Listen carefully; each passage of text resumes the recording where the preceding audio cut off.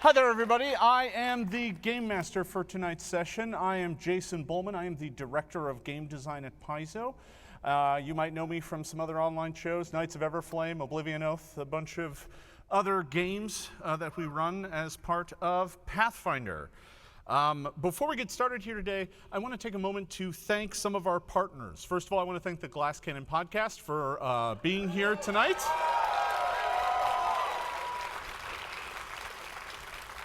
I want to thank Syrinscape, and in particular Ben Looms, for being our master of sounds here this evening.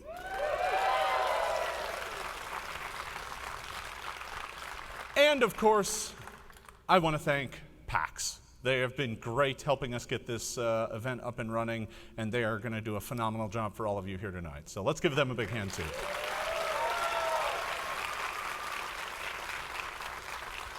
All right, so to get things started, why don't we have the cast come out and join us?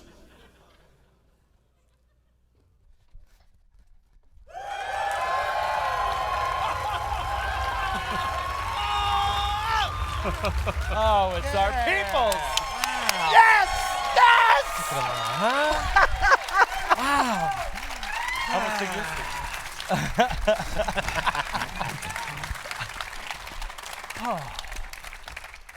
All right, so tonight we're going to be playing a little game called Pathfinder. This is the second edition, so I hope you guys... What? I hope you've learned up on that. Before we get started, though, why don't we go around the horn and give everyone a chance to introduce themselves and who they're going to be playing here tonight. We'll start down on this end. Hi, I'm Erik Mona. I am the publisher at Paizo, and I will be playing Arconith Severus, the cleric of Abadar. Hi, I'm Skid Maher, and I will be playing Ecthelion, son of Agnor, called Orphan Puncher. Waffle Mug, Elvin. What have I done?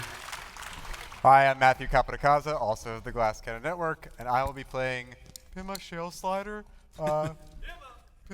It's Pima. Pima. It's the Rock Dwarf Barbarian, if you please, thank you. I'm Troy Lavallee. Oh, did you want to introduce yourself? No. This was just a gigantic mistake. Sorry. Please continue. I'm Troy Lavallee. Not unlike myself, I'm playing a chaotic good character. His name is Chase Cunningham, the heir to the great Cunningham glue fortune. He is a half-orc champion, and I think he's a liberator, right? Yes. Right. Yes. That's yes. right, yeah. Right. They took me off to, there I am. Yeah, there you are. Liberator. He liberates horses from living. Yes. Someone's got to do the dirty work. I am Joe O'Brien, also of the Glass Cannon Network, and thank you. And I will be playing Human Ranger, Hawk Raven Eagle Crow, attorney at law, bounty hunter, whatever you need, you can take care of it. I'm so glad you've all met my legal counsel. I'm Grant Berger. I'm a gutsy halfling gambler sorcerer named Nero Goodfence. And I'm here to burn everything and kill things. Burn everything to the ground. I really have no one to blame but myself. I let them make their own characters, so... All right. Is everyone ready to play? Yes, very much. Right in. What are we playing? Shadowrun.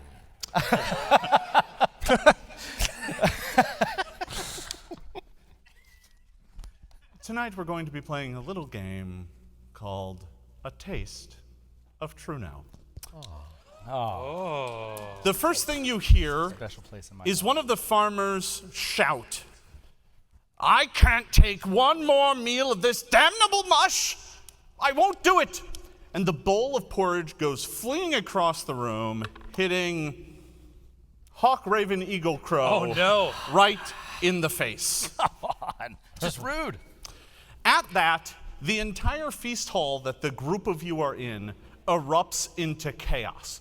Bowls of porridge are flying left and right, plates are being tossed, mugs filled with weak ale are being shattered across people's heads. You are in the middle of a riot.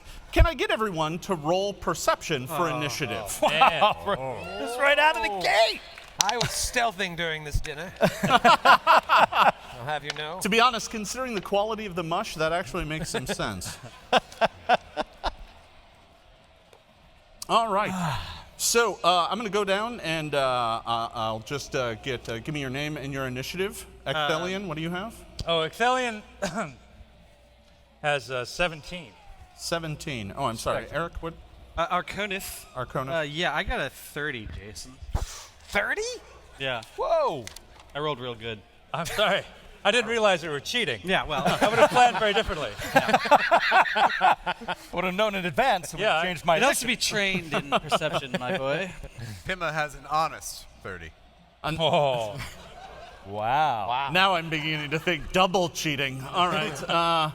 Chase. Chase had a natural 2 Oh, that sounds about start. right. for an 11. An 11. Yes. All right. 25 for Hawk Ravens, which I thought was good until the cheaters. Yeah, no, that's fair. I'm just And last but not least, Nero, what do you have? The greatest cheater of them all has a 33. As is custom, man. a 19 on the die. Grant's gonna grant. So I'm also going to roll for the unruly mob. And at least they beat Chase. All right, so Damn it. Damn it. Nero, you go first. You're in the middle of a feast hall in the city of Trunau. And it is packed full of peasants, farmers, and refugees. And they are currently in the middle of throwing things everywhere. What do? You have 3 actions. 3 actions, and all of them might make me a total psychopath because all I could do is throw fireballs and lightning bolts. That's the only rational answer. But I'm going to do something new to this edition of Pathfinder. I'm going to do a seek action to do a perception to see if I can find a leader, someone who, if I might needle down a bit with some damage, the rest of the crowd might calm down. Okay. Go ahead and give me a perception check for one of your actions. A total of a 23. 23. So looking around, you're not sure there is a leader, but you can clearly tell that in each kind of rough area, there's like one brawler who's really laying into people, and if you take out a few of those, like 3 or 4, the whole thing might just fall apart. Because there's a bunch of people who are just being hit with stuff, and they're not in it to win it. But there's a few people who, for them, this is the most fun they've had in a while. I'm going to pick out one of those people, maybe sure. the burliest one I can. Yeah, there's a big half-orc who has a rather large scar down his face from a mug that hit him, and he looks like he is currently holding up a peasant and just hitting him with the back of his fist over and over again. All right, let's see if we can get him to drop that peasant. I'm going to spend my next 2 actions on magic missile. Oh, all right then. Hey. 2 points of damage. Kill him. 2 points of damage. Total of 4. Total of 4. So darting through the crowd, zooming around other peasants, the past bowls of porridge, these 2 missiles go seeking this guy, slam into him, and he's just like, "Brr, brr," and he takes the peasant and just tosses him, and then turns to look at you. That is the end of your turn. Now, Arconith and Pima, you both have the same initiative. Which one of you would like to go first? Oh, I'd like to go first. Oh, good. All right. So, Well, as a priest of Abadar, the god of civilization, this the is opposite. most unseemly. Yeah. So, at the first sign of the flying food, I look not to the rapscallions in the audience, but I look instead to my beautiful white, cream-colored, Ambrose black original design blouse. And with horror, I grab the tablecloth and I yank it around my neck and I protect my clothing from the foulness in the air. At this point in time, you have a D10 -5 stains. You have none so far. Wow. I tie it up. Yeah, all right. And then, using my 2 remaining actions, Sanctuary! Sanctuary! I cast Sanctuary spell, and they will need to make a saving throw in order to assault me. Yes. And then I sit back down, smile, and continue my meal. Look at those vestments. Yes. Yes, the hair's a bit thin on the top these days, but All right, you have warded yourself from wayward porridge. And Pima, it is now your turn. Pima is going to stand up on the bench or seat, whatever we were sitting on. Yes. And then she's going to try to make a diplomacy check to the room. Okay. So you are going to attempt to, and what are you going to tell them? I'm going to say the following. They're just like, Pardon me? There seems to be a disagreement, but I feel that nothing here has gone too far that it can't be worked out. If it's just over food, I'd be happy to share. I have some grog and some stew that I'd be willing to give to anyone who's hungry, and if they would just sit down, because I'm starting to get a little bit angry at the situation, and you wouldn't like me when I'm angry. Well, that was quite the moving speech, so why don't you go ahead and give me that diplomacy check, and since it was so moving and so forcefully given, why don't you take a -4 penalty? Oh, brutal! That would be a -1. Accurate. Nearby, one of the bullies hears your bleeding, and it just turns and looks at you, and like with bloodshot, angry, bulging eyes, and just starts pushing people out of the way as he makes his way toward you. Well then, for my second action, I will rage.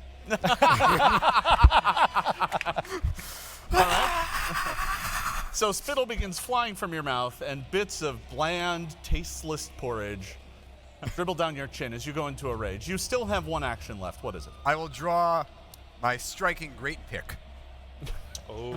Okay. I warned them. Yeah, no, that's fair. So you are now armed and ready for battle. Yes. That bully is still making his way towards you, although seeing all of the froth and spittle has made him kind of pull up a little. Hawkraven. You have a bowl I of got hit in porridge. the face first. Yeah. So You're so stunned. You're like, what? Why? yeah. I should note Why? Why? you took 3 points of damage from that bowl of porridge, mostly from the ceramic crock that may have just chipped a tooth. Hawkraven's gonna stand up. He's gonna put a hand out against his buddy Chase. Be like, Chase, don't touch anyone. Can't take another felony or you go away for life. I'll take care of this. All right. I'm willing to risk being disbarred to keep you out of prison. Stands up. He's gonna do a seek action to see if he can identify the one that threw the porridge in his face. Ooh, hey, 32. That guy's right ahead of you. He's like 10 feet away, and he's currently in the process of picking up 2 other bowls of porridge and getting ready to throw them. He's gonna hunt prey. Looks for his weak spot. Draws his bow. And he's thinking about murdering him. Yeah. But it'll take a round. This guy's got 6 seconds to live, so he better shape up. That's my round. All right. So at this point, the unruly mob goes. Great. And what's going to happen here is that I've got the big one that is currently making his way straight towards Nero because of your magic missiles. And he goes pushing his way through the crowd. That's his first action. His second action is to leap up on the table in front of you. And he rolls a 1. Yeah.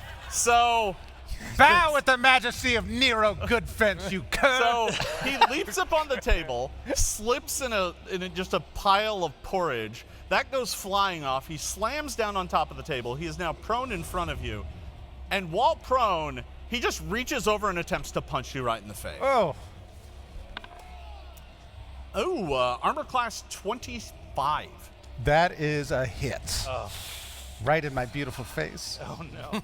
Take 7 points of damage as his fist connects squarely with the center of your brow. Ouch! So immersive, Grant. Thank you.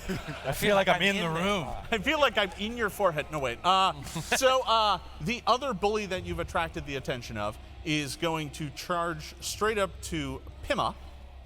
And despite your rage, still is in the mood to fight. Pushes his way past a few folks, and is going to walk straight up to you and attempt to punch you as well. But it's definitely going to miss with that. That's like a 12. There's no way that's going to hit. That misses. So a wild swing by him. And then with his other hand, he takes the drink that's in his hand and just splashes it right in your face. And misses entirely. It like goes right over your head. This might die. What's wrong with you today? All right. Pima says, Meanwhile, there are other random acts of violence because it's a giant food fight. They're not necessarily being directed at you. It's just crockware flying left and right. Chase, you get hit with a mug filled with weak ale that does 9 points of damage. God, you said weak ale. Weak ale, strong mug. Yeah. Yeah. Oh, someone is winging something at our Arconith, but allow me to make a will save first. DC 14. Oh, there's no way it's 14. You're high enough. Oh, I level. forgot to add You forgot to add your level. my level. 21. 21, sorry. 21. Okay, so someone's walking up to you with a bowl of porridge, preparing to just like cream pie, like face you with it, and then just like. Abaddon praised. Suddenly feels really bad and then walks away. Like the majesty of those vestments. Yeah. I couldn't possibly stay in them. Oh, just place it here. I'll eat. All right, and You may let's go. see. Ecthelion, there is a bowl of porridge being thrown at you, but it misses. Yeah. It goes right over your shoulder and slams into the wall behind you. All right, Chase, Chase Cunningham. it is your turn. He looks to Hawkraven. It's like, so don't I know that look. touch him, you say. Can't afford another felony. Puts his hand towards his striking bastard sword, wants to pull it out. An idea. And he's like, ho there, Elmer! And all of a sudden a horse comes stampeding into the bar. This place does have an open end on one side that leads out to the square. He just comes stampeding, knocking over bowls. First action, he mounts it. And the final 2 actions, I just ride around just knocking people over. Oh, there! Smash, smash, smash. I'm not touching them, Hawkraven. Yes, plausible deniability. We can place it all on Elmer. They'll never know. All right. So that happens. Can you give me a nature check as you're guiding your horse around, slamming into people, please? All right. +0. All right. 17. 17. Yeah, you pilot the horse around here quite expertly, knocking people over, smashing tables aside, and generally just kind of creating kind of furrows in the mob because they're getting out of the way of the horse. They're here for a food fight, and you brought a horse. Always bring a horse to a food fight. Yeah, that's another Lesson learned. Cunningham family motto. It's on the crest. All right, so in all of this, at the end of the round here, in all of this, kind of off on the side, there is one figure standing alone, looking kind of confused. And the whole scene just kind of slows down as he looks off to the side. Huh. You're probably wondering how we got here. The figure's like, boy, I sure don't know how we got here. This fellow's name is Tom. Oh! Exposition. And he's here to explain to all of you. I'm Tom Exposition, and I'm here to tell you exactly how we got into the middle of this fight. You see, 6 months ago, the Whispering Tyrant broke free, destroyed the nation of Lastwall just across the border. With all those poor people dying, some of them ended up coming to Trunau, land of promise and plenty. But let me tell you, there was way too many people, and they were mighty hungry. Within 6 months, they ate through the town's entire food supply. But fortunately, the town of Trunau has itself a little secret. An item called the Siege Stone, there to protect them from dangerous sieges, allowing the people to eat. Now that Siege Stone can produce near limitless quantities of porridge. Bland, flavorless porridge. Well, and after 3 months of eating that bland, flavorless porridge, This town's just about ready to explode. And he just looks off. And then the action picks right back up. Well done. Well done. As he is hit in the side of a head with a mug and knocked to the ground. Top of the order, Nero, it is your turn. Nero looks down at this half-orc with a scar down his face and is livid that he punched him in the face, and he places both of his hands down across his face as he says, "It's time to introduce you to lightning, you Benjamin Franklin-looking asshole," and he casts Shocking Grasp on him. So that is a spell attack roll, natural 20. 35! So you reach out with your shocking grasp. You're gonna blow his head off. and grab his head and just electrocute him. Go ahead and roll damage. And then when I crit, that's a crit. So So what happens roll all the here? damage and then just double it. 11 on the first one. No, you just 15. just roll once and double it. Yeah, I know. It's 3d12 then. I don't know. I make characters that are effective. So that's 28 points of damage. That's the doubled amount? Yep. Or that was the total? That's the double amount. That 28 points of damage. Yeah, he like and like smokes and his face turns black and he stops moving. Welcome Because to Philadelphia, you son of a bitch.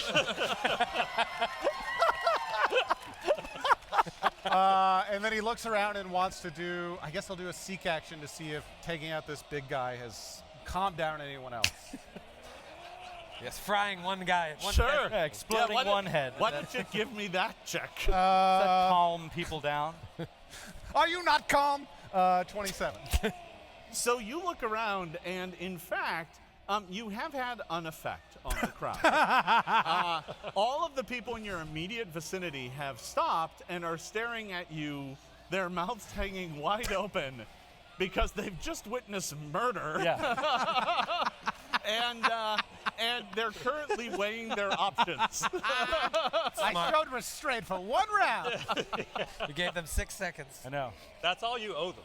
That's true. Yeah, no, only owe them that's 6 perfectly fair. All right. So Paul Craven's yeah, like, Nero, they're currently you should screaming. probably get out of town. Lay low for a while. Lay low for a while. Wait, Huckraven, how many felonies can I do? They don't have your prints yet. You can get out of town. Somebody on the edge of town has just changed the thing that's like days since a murder back to 0. To be clear, it was only at 1. Yeah. So, I mean, Arconith.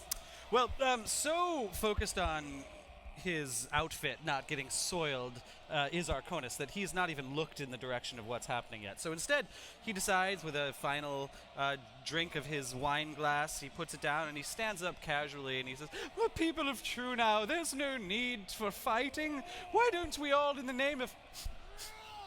Does someone smell burnt hair?" And then he turns around and sees like smoke coming off the shoulders of this body. And he just sits down quietly and says, "Another red wine, please."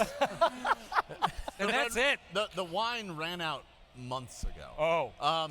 More porridge, please. Fermented porridge. So as you look down at the table, by the way, I want to be clear that there is a slowly growing puddle of porridge that is making its way towards you. Oh, well, then I'm not done. Yeah, all right. I move the hell to the other side. But I keep like wearing like a tent of Yeah. the thing, and as I walk away, it pulls like a bunch of more plates off the table, and I just make my way to safety. I try to avoid the horse. Sure. Oh yeah. Yeah, I mean, that's a solid That's it. call. I Yeah. got nothing. All right. I can't take a hostile action. Yeah, exactly. sanctuary. Yeah, that's right. Pima.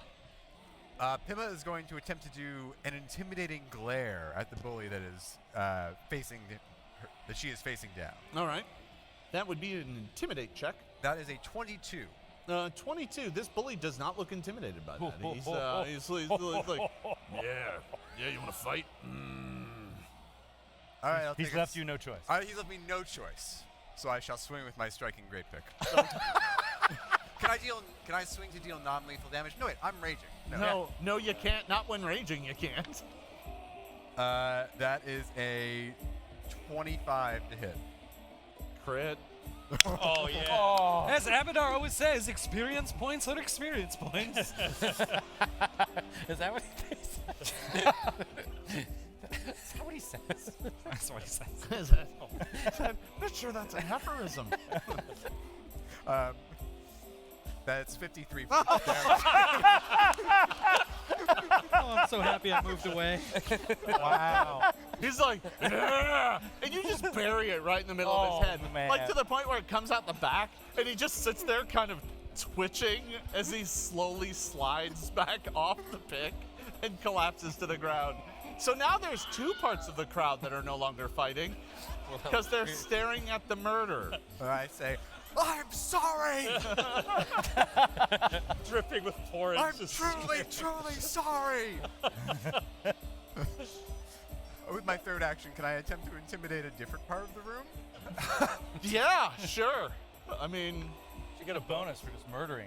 he does. Yeah. It's only a 14. Yeah, you know, they don't really pay too much attention to you because they're in the middle of a fight, but a horse, too. And there's a horse, and there's a smoking headless corpse, and it's just a distracting time for the people of Trunau. All right, so that was Pima. Can we now go back to Hawk Raven, please? Oh, yeah, we can. Oh, good. Hawk Raven is going to look at this person who is his hunted prey who threw porridge at his face, and he's thinking, well, I want to do a legal lore check. What are the ramifications? Basically, I want to know if this food shortage has created such utter lawlessness that it doesn't matter if everyone's murdering people, or if it would be in all of our, particularly my best interest, if I didn't murder someone. So I'm just going to do a legal lore check. Sure. I mean, that makes sense. That's a 19. You know, you think about it a little bit, and, you know, I mean, when there is, you know, mob violence in a town, yeah, the laws do get a little relaxed in terms of, you know, how harshly they punish people. Okay. But you are pretty sure that murder is still murder. And, I mean, this is a fight, though, so, you know, Yeah. sometimes people die in fights. Yeah, but it's Yeah. not a fair fight. But they are fighting with crockery, Right. not Not a arcane +1 power. striking composite longbow. He pulls out an arrow, draws it at his hunted prey, and aims low to do non-lethal damage. Try to hit this guy in the leg and just put him down. That's not where you hit him. Trying to make sure he never reproduces, causing fights in 30 years. Ooh! Ooh, that's good. Oh! Hey! No, I'm assuming is it -4 to do, or -5 to do non-lethal damage with a lethal weapon? 4. It's -4. -4. You might critically do non-lethal, though. I think I critically did non-lethal. Oh man. So that's 29. You crit him so hard his kids at home get a bruise. Give me damage. Whew. This is so much. I was not, sorry. It's deadly. It's a deadly composite longbow. Is it extra D10? Yeah. Okay, so that's 34 points of non-lethal damage To the femoral to his artery. femoral artery. So you fire this arrow, and you're like, it may fly true, and it just soars through the air, skips off a table, spins sideways, slams right into like his entire lower half, just like slams right into him, knocks him back. He goes flying back into a table and just collapses into a unconscious heap. Yes, okay. Yeah. Well, then I'm going to hunt another prey. Obviously. Well, that only makes sense. Yes. Yeah. So whoever's still standing and causing trouble. There's like 2 more of these bullies. Okay, so I'll do the next one. Yeah. Hunt prey. Okay. And that's it. All right, great. So that is Hawkraven. Now the mob, no, sorry, not the mob, Ecthelion. All right. Elliot. first thing, I'm going to find Tom Exposition and ask him to explain what happened to my last turn. I did notice that. Where is it? No, he's actually. I'm going to do a seek action. I'm going to do perception. I'm going to try to find the loneliest looking person in the mob.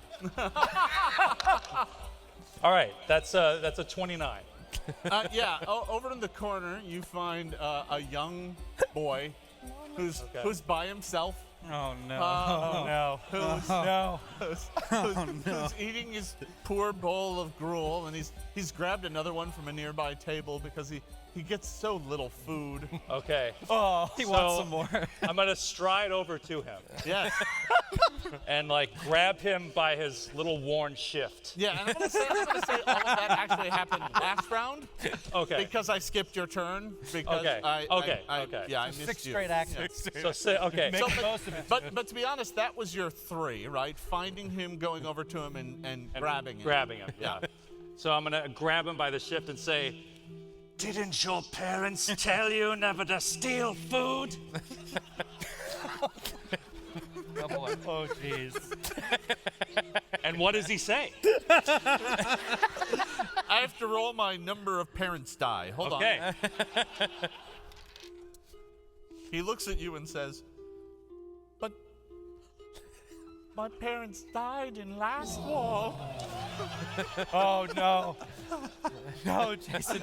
The whispering tyrant slew them, and now they're his unliving corpses. I only barely survived. They took my sister. I'm all alone."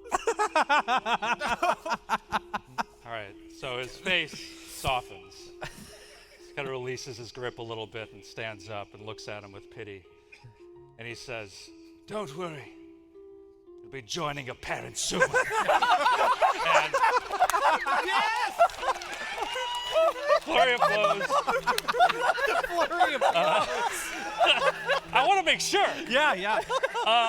24 to hit on the first one. Yeah, I mean, that's a crit. His armor class is 11. Okay. Just like his age. All right. I have an ethos. I have to. That is the character. That's 18 points of damage. Wait, did you double it? Yeah, that's double. Do I Yeah. need to punch him again, or is it? No, he goes down. Okay.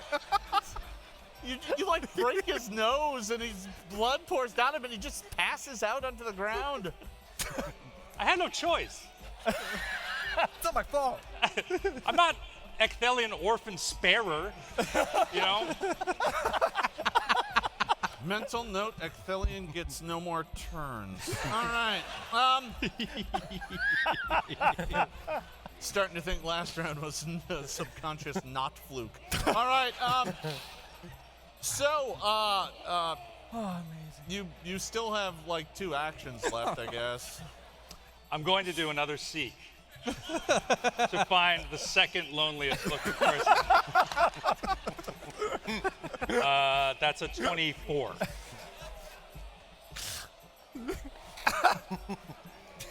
There's a young dwarven woman. She looks to be about, in dwarf years, she's probably 40. I run over to her, and that's the end of my turn. All right. Cliffhanger of a round. What will happen? I don't know. I know. Stay tuned.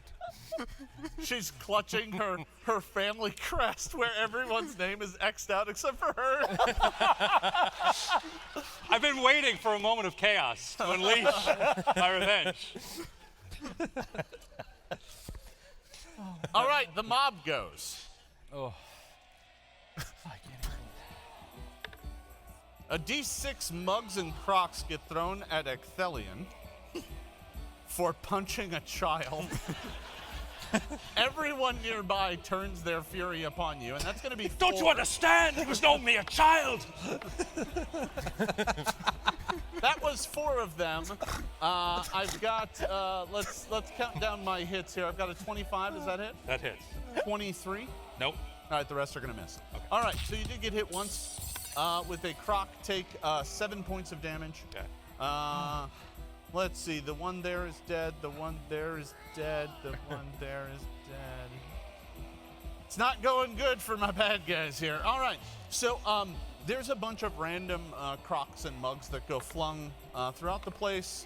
I've got one going there, one going there, one going there. All right. So the first one is being thrown at Nero. This is just a mug that gets thrown at you. It's a wooden mug, but I think it's going to miss with a 17. That misses. Next one's going at Chase up on the horse. Someone flings a small, like, pony barrel of cheap ale, like just two hands at you. Ooh, a 25? Miss. Ah! But does it hit the horse? No? No. No. Did you make that up? I don't Bring up the horse's character sheet. Let's see the horse's Did you build the horse, Troy? It's just a riding horse. It's unarmored. Yeah, it hit the horse. The horse can take 4. Okay. Just a glancing blow.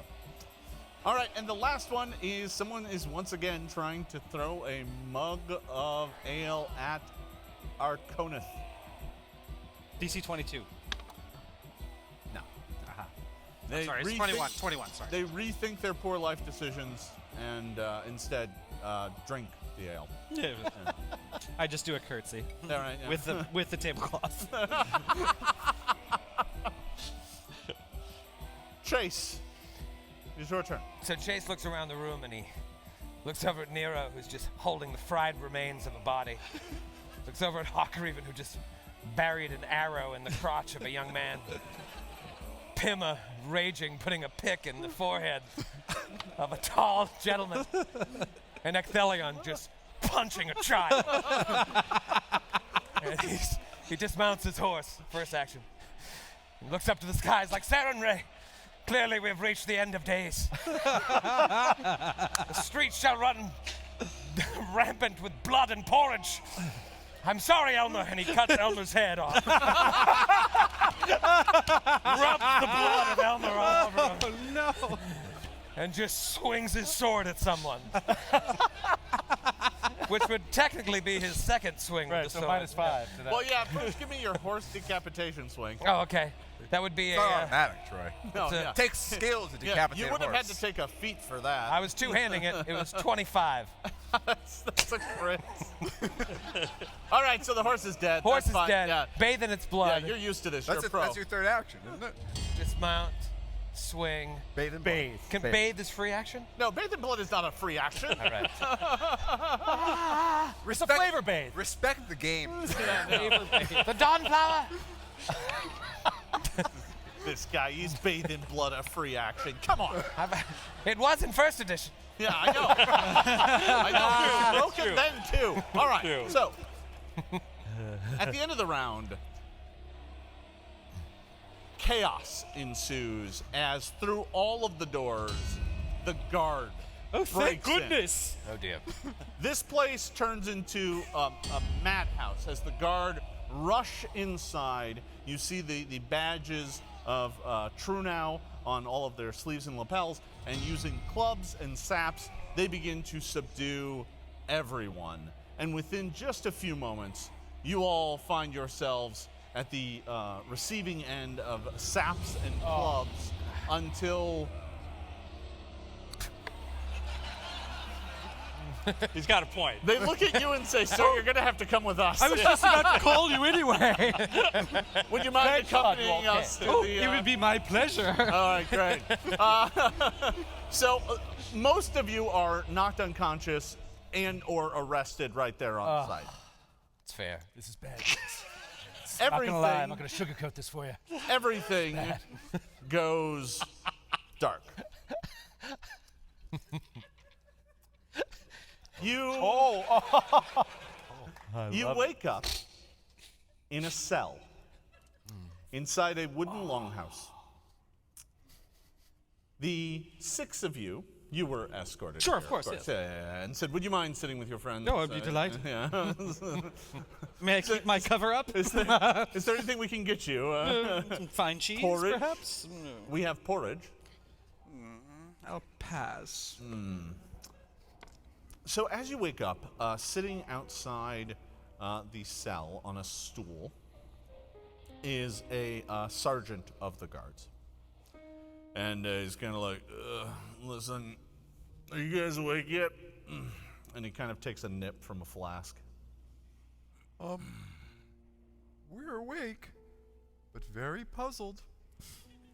What happened? Well, you've all been arrested for participating in the mush riot. The great mushroom. That's the third one this week. Yeah, no. I'm Sergeant Omar Omast from, and you guys are in a whole heap of trouble. I mean, all of us? Yeah. No one say anything. Sergeant, I'd like to call my lawyer. Hawk Raven! He steps up. Everyone shut your mouths. Do not say anything to them. He turns and looks outside the cell. He just goes, lawyer. Lawyer. Does that count as my one call? You're not getting a call. We barely have enough cells for anybody, and I got to turn you guys out here soon, one way or the other. I would like to speak to the magistrate of the town. Yes, as would I.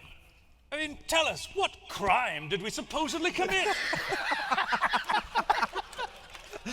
Sitting next to his chair is your blood-soaked pick. Behind him is the head of a horse, and in a stretcher behind him is an electrified corpse. I'm telling you, for the last time, he fell in front of me and his head exploded.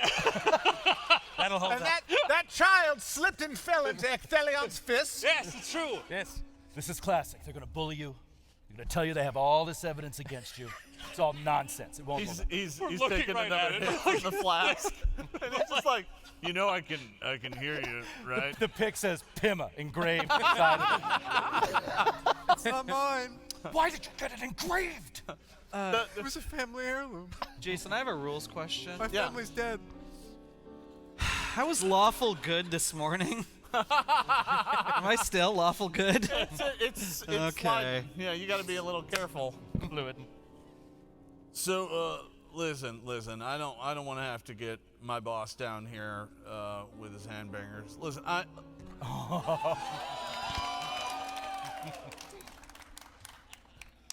I'm gonna need you guys to work with me here, because this is a real problem, and you're gonna help us fix it.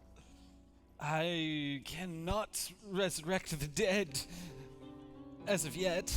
Yeah. Listen, the two guys that you killed are kind of some of the worst bullies we got in town. So I mean, we're not gonna be pressing too many charges here, but in consideration for that, you're gonna help us out. Either that, or we got a gibbet out front. So. What luck that little boy was one of the worst villains in the entire town. Well, they all are, naturally. Now- So you've said, and All I'm those- finally starting to believe it. Shabbily dressed, lonely street urchins. You had me at shabbily Villains dressed. all. Yes, you understand. Of course. Civilization must start somewhere. What reward do we get for this great boon that we've endowed upon your town? First of all, you're getting fined for punching that kid. You're gonna buy that kid clothes. It and was. food. He says you did fine. It was fine that I punched him, Yes. you're right. It More was a than fine fine, hit. but I'll take it. He gets his flask out again. I've been meaning to ask you, if your goal is to rid the world of orphans, right? Yes, You could adopt them all. that's true. Pima, I'll let you in on a little secret. Yes. Last we adventured, you opened up your heart to me. You told me, in confidence, that you had no parents. Yes. I too have a secret that I've held very deeply for a long time. You? Don't like orphans. I know, everyone believes that I have a tender spot for them, but deep down I just don't like them. So no, I can't adopt them, much as you'd want me to. I have a mission, and I will fulfill it. Very honorable. Sergeant Frum is currently tipping his flask up and shaking it, and he's just like, "Are you done?" I think this is good. I think we can work with this one. Listen, What do you need us to do? listen. You've heard about the town. Everyone's going crazy with this food, and we're not going to last the winter eating this porridge. It tastes like nothing. It literally tastes like warm mush. It's the worst. I mean, you've been eating it. It's horrible. It's really terrible. And well, you're gonna have to help us out. We've got a plan. And well, I'd send some guards, but they're busy trying to keep this place running and keep people from tearing each other limb from limb. But I can't believe I'm saying this. I guess we'll send you Send us where? to the Hidden Valley. I love Ranch? Hidden Valley. Yes, we'll bring, Chase will be full of horses. we'll bring dressing back to the town. There, in fact, is a ranch there. And in that place, you will find the secret of flavor. Yes. Fine. There are Monosodium gluminate. There are two chefs that live there. One is named Gear Fieros, Isn't it Fiedos? and the other one is named Emlegas. I've always wanted a bam and some donkey sauce. And we're gonna need to send you there to retrieve the true secret of flavor. They are known as flavormancers. Yes. And we need you to go bargain for their magic so that we might add flavor to this porridge and save the town of Trunau. But tell me, town drunk, how will we find this hidden valley? He kind of sways on the stool a bit. He's like, "What did you say?"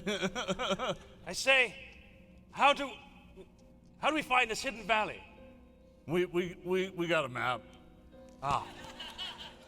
Not very hidden, is it? The name is misleading. Should you just call it the Valley? Valley, it's just the valley. No, it's hidden. If you don't have a map, you can't get there. But we bought a map off of a drunk gnome. I had a nickel. Yeah. So it's either that or we're gonna put you in the stocks for a month and feed you nothing but gruel and let people throw porridge at you. Hidden Valley it is. The hidden valley. Yes, I know this. This mission seems incredibly trivial compared to our adventures of the past. Well, yes. But it'll get us out of here. I say take it. Take the deal. We're not going to get a better one. Yes. I am curious. This Guy Fierd? Gear. Fierd? How will we know him when we see him? Does he have a distinctive appearance? Yes. The legends speak of his white frosted hair. He is. Ooh! Yes, and his. Frosted tips. But he balances that with flaming shirts. It's like finding a needle in the haystack. Wait, can I make a fashion lore check? I'd like Yes. to know if that's fashionable. Yeah, it's not. Okay. What did you get? But it's not. All right, so Nailed it. I'm gonna get sued. All right. Anyway, moving on. So, after agreeing, the captain or the Sergeant Frum, unlocks your cell, escorts you all out. By the way, Arconith, you are still wearing the tablecloth. Yeah, I didn't say I took it off. Yeah, no, I figured. And you were escorted out into the town of Trunau, down through its hilly venues, out to the front gates. There, they have 6 horses waiting for you. Oh, that poor And they- one horse. And Frum looks at you, Chase, and says, "Listen, we're getting this horse back. Alive and well. Do you understand that?" Most of it. In one form or another. No, in this form. You'll get a horse back. He goes, "Good, I'm glad I have your word on that." Totally missing your obvious trickery. All right, so the group of you are mounted up and you're given back your gear, but not until you're outside of town. because they don't trust you in town with it anymore. And you're allowed to ride off. They give you the map, and you're able to ride off to find this valley. The journey from Trunau out to the Mindspin Mountains to the west is a relatively uneventful one. You travel through relatively pleasant open countryside. You do see around the town of Trunau there are a lot of refugee tents. The destruction of Last Wall led to a lot of people being displaced. The people fled in all directions, many heading south into Nirmathas, some heading west into Belkson. And as a result, many of the towns are very stressed by all the additional people who all have showed up within the past few months. Now, many have tried to move on even further because the nation of Last Wall has fallen into the land of the undead. But you know, after you travel about an hour away from town, it is actually just kind of open countryside again. Your journey takes you the better part of a day, and at the end of that time, you begin to reach kind of hills that indicate on your map that you're heading in the right direction. A few hours after that, you reach the point where it says the Hidden Valley is said to be located. And up ahead, you don't see it at first. You do see a bunch of hills, and it says this is where it is, but you have to kind of make your way around. And can someone give me a survival check to someone who is good at survival, probably? Yes.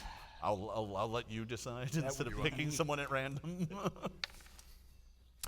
Oh, God. Natural 2. Oh. 19. Plus 17! So the first thing you find is a waterfall of barbecue, but this clearly isn't it. This is obviously the wrong condiment. And you lose another few hours. It's starting to get dark. You can make another check now. Would you like me to? Okay. No, Pima. I would not. 33. All right. You have to search around a bit more, and you realize that the barbecue falls are way too far. The ketchup pools are definitely the wrong direction. And then there you find, nestled behind a hillside, you kind of make your way around it, and there is a mist-filled valley. And as you approach, it begins to get very warm. It is very hot here. This mist isn't just fog. It's actually steam. Oh, no. Something here doesn't appear to be right. What do you do? I take the tablecloth off. I don't want to sweat in this blouse. Well, that's a good call. Yeah. Is there some kind of check we can do to identify the source of the steam? So it looks like up ahead there are they look like almost like geysers or vents or like kind of large standing cauldrons of hot water. It looks like a hot spring almost in here, but it matches the description that is on the map. So it looks like this is perhaps normal.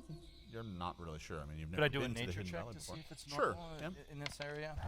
20. All right. You know, in this area, I mean, it's possible. You know, there are hot springs around these parts of the world. So yeah, it's certainly conceivable that this is a hot spring. But as you're doing that, you smell. You kind of start sniffing, and you smell. Is that chili? You smell like spicy beans and. Well, it must smell amazing to us. Yeah. Yeah, you've been eating mush for weeks now. This is a pre-chili technology society. I would think. Yeah, no one's ever thought of putting beans and meat together. But before. cumin. What of cumin? No, that's fair. Yeah. By the way, Skid makes a mean chili. He knows what he's talking about. I'm gonna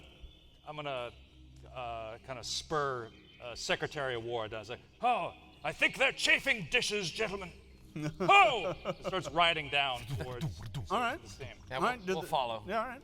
So the group of you rides into this steaming valley, and you're still on your horses, which makes it a little treacherous, because as you go, you start to realize that there's all these giant pools, but all of them are different. There's one that looks like it's filled with some sort of bubbling soup. There's one that looks like it's filled with this chili. There's another one that looks like it's filled with some sort of broth. And as you make your way in here, you quickly come to realize that all of these cauldrons are filled with food. Delicious, sumptuous food. Can I do a cooking lore check? Do you have yeah. cooking lore? He does. Indeed, I do. Yes. Great. You just broke the adventure. No, go ahead. Yeah. That is a 16. A 16. Looking around, this can't possibly be natural. I've never seen such things. I would like to taste them. Okay.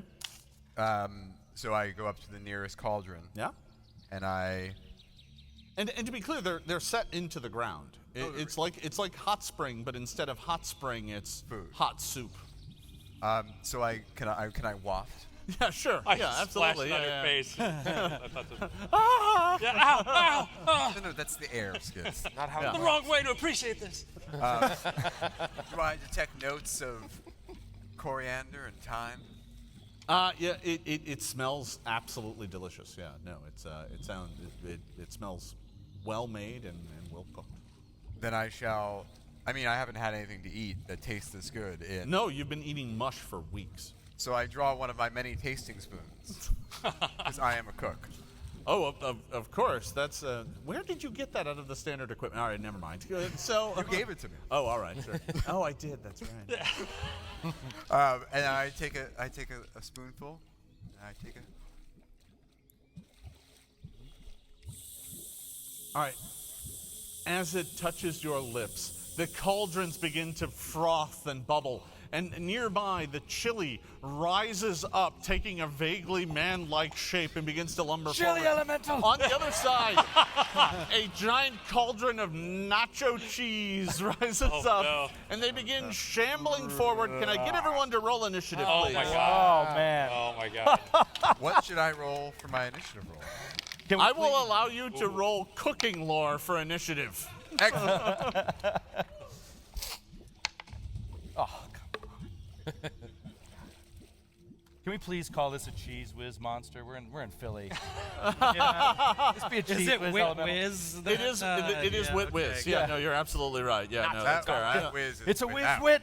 The slam attack. No. One is wit, one is without. All right, now, let me go down the table and get everyone's initiative. Arconith, what do you got? 21. Ecthelion, what do you got? 34. Whoa. Wow. Muy caliente. Pima, what do you got? 17. Chase. 23. There you go. Hawkraven. 21. You're going after Arconith. Because that's where I have room on my pen, piece of paper. And last but not least, Nero, what do you got? 18.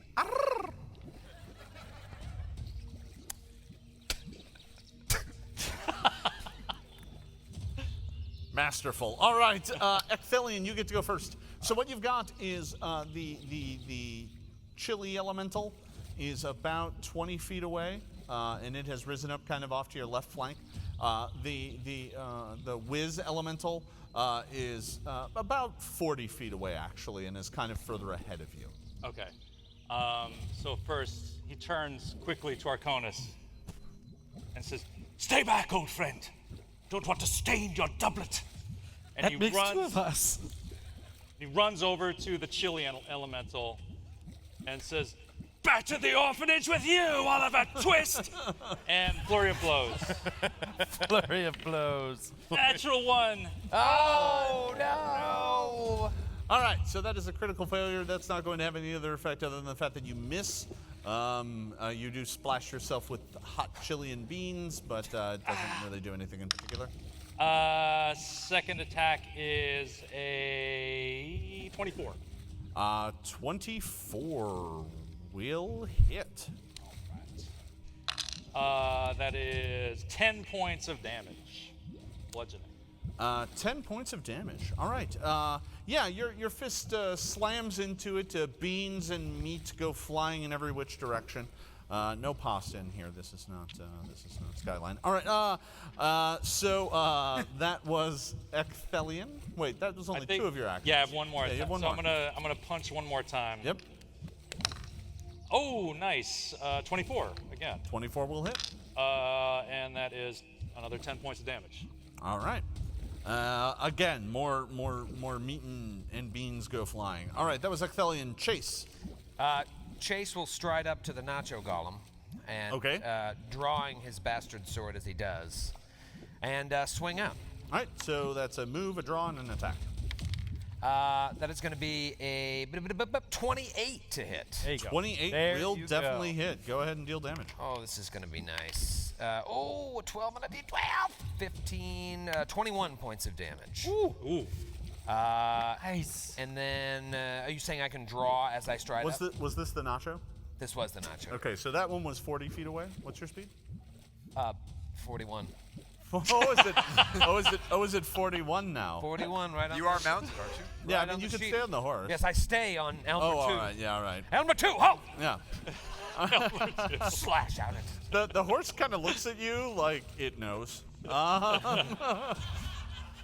So it will obey now to hope to avoid its fate. Smart horse. So, like a friend so that's one move, but you do have to draw as an action. Okay, So, so then and that's- then you make one attack. that's So my that is going to hit. And how much damage did you do? 21. All right. That's great. Your blade slides right through it, leaving kind of this gooey slash on it that slowly melts back together. Okay. But it does look like it hurt it. And that was Chase Arconith. Well, I'm a good distance away from the chili golem, yes? About 20 feet. Gonna just sort of edge my horse back a little bit. Move the horse, you know, and then I'm going to cast Spiritual Weapon. And a magical crossbow, of all things, appears right next to the golem. All right. Picked more Point powerful. blank attack! And I will shoot it. And I don't do great, 21. 21 will hit. There you go. This thing packs a punch, so it does 21 points of damage Is this against the against the chili golem. Chili con carnage? Yes. All right. Chili con carnage. All right. That's terrible. I'm sorry. Chili con carnate is a good way to. Chili incarnate. Ooh, I like that There even we go. better. Okay. We're gonna well, hopefully workshop it's this. dead. We'll get it. We'll get it. It'll get This'll funny be funny eventually tomorrow. after another 3 to 4 hours. Yeah. All right. So your mystical crossbow hits it and deals some damage. That was Arconith. Hawkraven, Eagle Crow. Hawkraven is going to go at this cheese monster and It hunt is prey. 40 feet away, but you have a bow. Yeah. Perfect. He will wait. Are we on horseback, or did we get off when there was? You are all on horseback, so some folk have gotten off, some people have stayed on. Is there a penalty for staying on? And Not really, no. All right. These then I'll these are trained war horses. I'll stay mounted, hunt the cheese, like I often do in my life, and fire twice at this. All right. Do you think back to all of your training of hunting wily cheese as Yes. it sneaks through the house? Exactly. Let's see. First attack is a 26 to hit. 26 definitely hits. Yeah. I do precision damage to it. Does it take precision damage? Is it? Yes. Oh, Yeah. great. Maximum Whoa. damage. So shocking. He's in the place of his power. Yeah. Near his Horcrux. That's incredible. That's 18 points of damage. 18 points to the knife. And then, oh no, I'm Whiz. sorry. Nope. 18. So that's 22 points of damage. First shot. Second shot is a 24 to hit. 24 will hit as well. Beautiful. That is 17 points of damage. All right, so your arrows all go and find the mark and sink into it and come out the other side, just coated in cheese, and fall to the ground. That did look like it hurt it, but it is still up. And I will go again. Yep, one last action. Fire one last time. Sorry, 19. That's going to miss. Okay. All right. The last arrow goes winging off into the pools, landing in some gumbo. All right. Wait, there's gumbo over there. Be back in 4 rounds. Sorry, guys. Seriously. Nero, it is your turn. Nero surveys the battlefield and wants to know how far away, just quickly looking at them, the 2 golems are from each other, the Nacho and the Chili Golem. Well, one's 20 feet away, one's 40 feet away from where you're at. But from they're one not another. 60 feet apart because they're kind of off on an angle. So we'll go ahead and call that 50 feet. Okay, so even with widened spell, I can't hit them both in a fireball. Is No. there a way that I could maneuver my horse to where they could both be in the same direction where I could cast a line spell on them? Like a lightning bolt, you mean? Is that the spell you're thinking about? That might be, Jason. I see your mind. Okay, yeah, no, there absolutely is. You can spend a move action to move your horse over Spend a into move that. action, and then he points his finger directly out and zaps at them. So that's a spell attack roll, Yeah, correct? and it's a 60-foot line? I have fireball up because of that. It is a 120-foot line. That means you can have more distance from it. You don't have to be right up That'll next do. to it to do that. Fantastic. Yeah. Get it. But you're not far away from it. You're like 15 feet away from it. Got it. So I might back up a little bit within the move range. That's All right, so they both need to make saving throws. What's your DC? 25. 25? Okay, I've got one that makes, the chili con carne makes, and but the nacho cheese fails. You electrocute the cheese. Oh, wait. Here we go. There's a sentence I didn't think I'd say here at PAX. Yeah. You electrocute the cheese. The critical threat against the cheese. 36 points of cheese shock and damage. Now it's grilled cheese. Ow! Ow! See you tomorrow night. Not anymore. All right, so that was both of them. I think you lost your mic there. I just think I lost You lost your mic. Get the mic down. Now we're running the show. Finally! Our plan worked. The chili monster runs away. The nacho monster begs for forgiveness. The nacho monster begs us to eat it with crackers. Hey there. All right, there we go. Okay, so thanks for that. The 2 elementals are going to go. The first one, the chili elemental, is going to move up to Nero. You just blasted it with lightning, and it looks rather offended by that. And it is going to come up and swing a giant, arm at you. It doesn't have fingers or anything. It just looks like a giant log of chili that is coming straight for your head. Chili. Armor class 35, but I don't need you to tell me what it is because I rolled a 20, so that's a critical hit. Too much flavor! You got chilied. That's some spicy chili. Take 36 points of damage.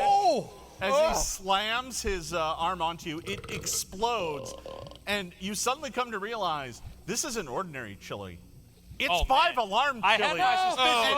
And your eyes are now just burning. Your entire body is covered in hot spices. Give me a fortitude save. Oh my God. No one did recall knowledge chili. I'm Try working on it. round. Does my DR10 jambalaya apply to the chili or no? No, I'm afraid no. This is a different type of cuisine. Oh! I rolled it in front of Joe and he cursed it. It's a natural one. Oh my God, you're blind. I'm blind. Oh, no. There's ghost pepper in my eyes. Oh, no. Oh, man. Now that you are blind, it swings at you again. Oh no. It's chili in the wounds. Armor class 32? Yeah, that's gonna do it, Jason. What's your armor class? 24. It's not a 24, but you're blind. Oh, So minus So minus that's 2? you're going to be That's flat-footed exactly, against it. That's exactly a So crit it's then. going to be a crit. Oh no. Oh, wow. Remember that time you got killed by a bowl of chili? All right. Not again. Take 34. That puts Nero into negative hit point territory. Well, not technically. I'm 0. I'm Dying one. Dying. Oh, no, two. dying So two. you are dropped 'cause to it's a 0 crit. because that was a critical Yeah. hit. You are immediately knocked and dying 2. Dying 2, bro. And we got 4 dyings? Yeah. That's right. Dying. Go for Halfway to dead. 4 dice, bruh. Whoa, we're halfway there. Whoa! I thought this was a flavor combat, Jason. This is not fair.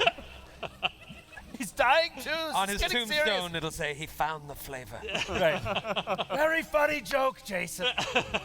I wrote it down in my diary that night. I thought I'd have at least 1 or 2 spicy encounters. It's fine. All right, so on the other side of the... I'm sorry once again. All right, so on the other side... Home runs, one after another. On the other side of the battle, the cheese, the nacho cheese elemental is going to... Did someone move up to it? I Yeah. did. Oh, yeah. Oh, easy.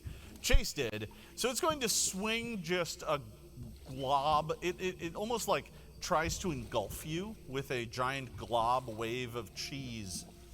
My worst nightmare. Often have I dreamt of being... Armor class 29. That's a hit.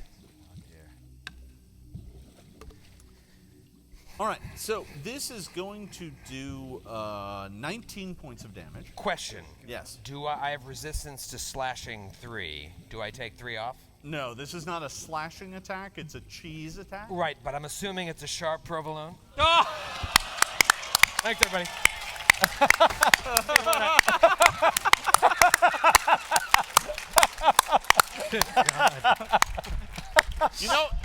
You know, leaving doesn't prevent you from taking damage, right? I mean, that's not how this works. I'm gonna deal the damage to you anyway. All right, so take the 19 points of damage. Bottle shot. All right, here we go. So, in addition, because it hit you, give me a reflex save as you are coated in sticky, gooey, hot cheese. All right, well, here's the good thing. I have the bulwark. Bulwark? How do you say it? Bulwark? For my armor, so that's going to give me a +3 to this. 21. 21 is not Take gonna a swing with my great pick. Okay. That's going to be a 22 to hit. A 22 will hit. Nice. Your pick goes slamming into the chili, hitting its favorite bean.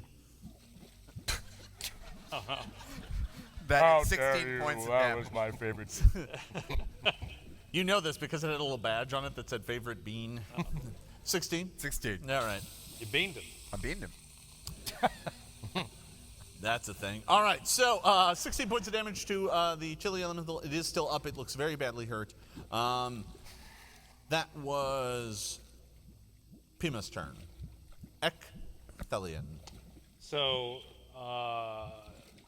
Nero is on the ground. Is he still adjacent to? It was the the cheese elemental that took you down, right? The chili element. Oh, the Chili chili one. elemental. Oh, so it's next to me. Yeah. So he sees this, like he sees his friend fall, Yeah. and he flies into a rage, and he says, "I won't let you make orphans of this man's children." And he's gonna do a key strike. Okay. Spend a key point. And what's that going to do? That gives me an extra 2d6 onto my damage. All right. I believe. Yep. So that is a 23 to hit. A 23 will hit. All right.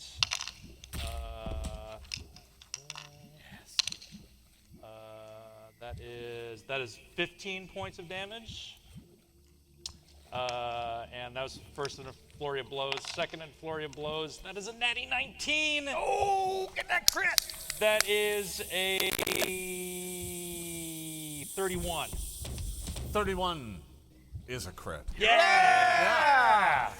Go ahead and Nice, deal dude. double damage to the chili elemental. Beautiful. Oh, ooh, that's a good start.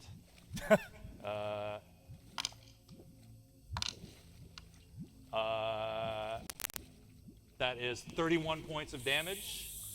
31 points of damage. And make a fortitude save, if you will. I don't need to Oh, good. because it explodes. Yeah! Your fist goes into it and it just quivers for a moment and then just explodes and hot, scorching chili goes flying in every direction. This is going to hit everyone who is adjacent to it. So that's going to be the two of you and Oh, no. Oh no. Nero. Nero, no. Nero, you drop to dying 3 automatically. That's just what happens. The two of you, though, give me a reflex save. It doesn't matter if you make or fail the reflex save because you're unconscious. And, yeah, you just take some damage. Fail. Fail. It's a 18. On 18 will fail as well. Both of you take 9 points of damage, and because you failed, you also need to give me a fortitude save to resist the spicy hotness. 34. You're fine. I nailed it. Natty 18. Oh, okay. I was like, is that a number on your die? no, What's up with that? I assume that, yeah.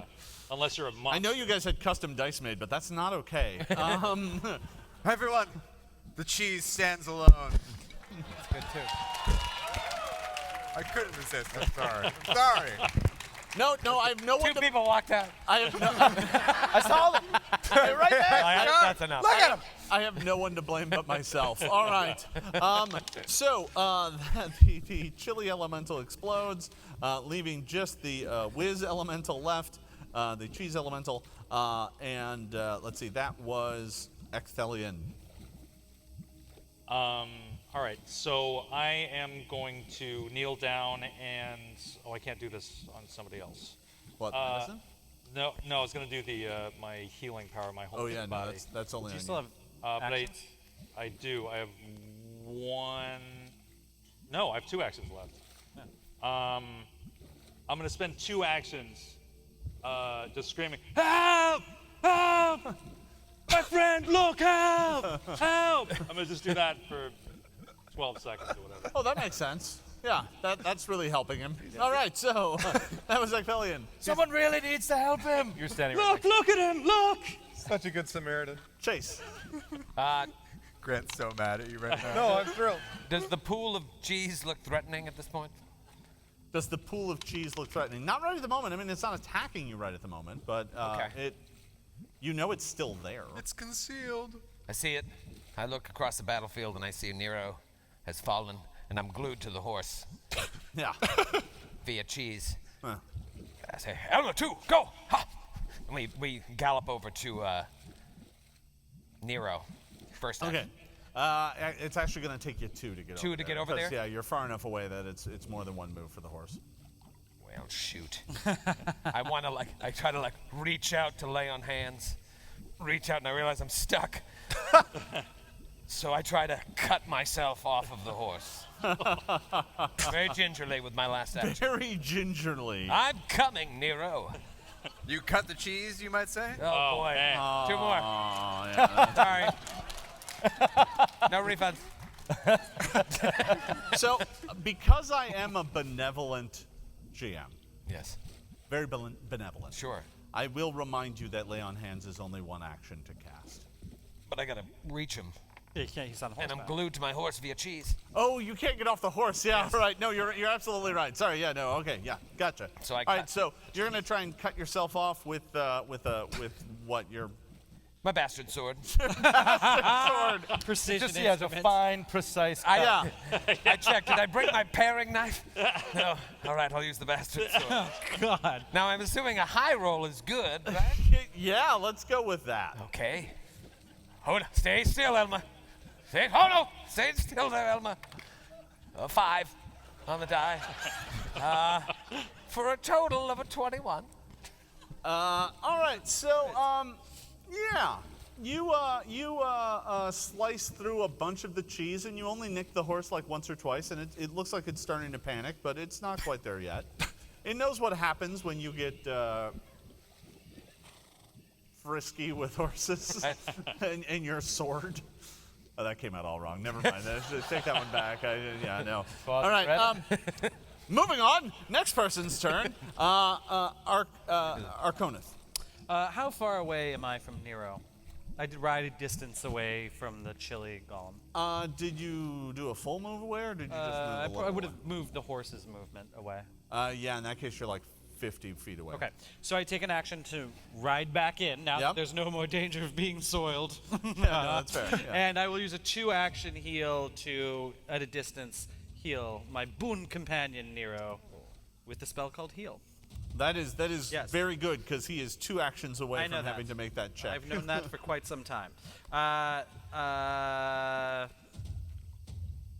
He gets 48 hit points back. That's a lot. That's awesome. This is like Christmas for Grant. You needed to hug me. You're soiled. I would say that the light comes back to the world for Yeah. you, but you're still blind, so it doesn't. But you feel less dead than you did just a moment ago. My God, it was delicious. Oh, take me back. Why did you bring me back? Hawk, Raven, Eagle, Crow. This cheese is unattackable. Still has it. No, you can attack it. It just has concealment, which is going to be a flat check. No, it will not. For I will do Hunter's Aim. Ah, very good. You will ignore my concealment. Yes, because I was hunting it, so I. You will yeah, very nice carefully. try, cheese. You seem to have all the right tools to fight cheese. I'm really confused It's a by cheese this. build. Yeah, Yeah, right. it's a cheese fighting build. It's his favorite enemy. Cheese. I think cheese has been the greatest foe of my life. Yeah, no, that's fair, yeah. Yeah. Yeah, as gamers, I think we can all agree. Yeah, all right, okay. so Okay. Then this is 2 actions, so I get a plus 2 bonus, and I ignore its concealment. great. 30. 30. Ooh, nice. That is a critical hit. Nice. Yes. All right.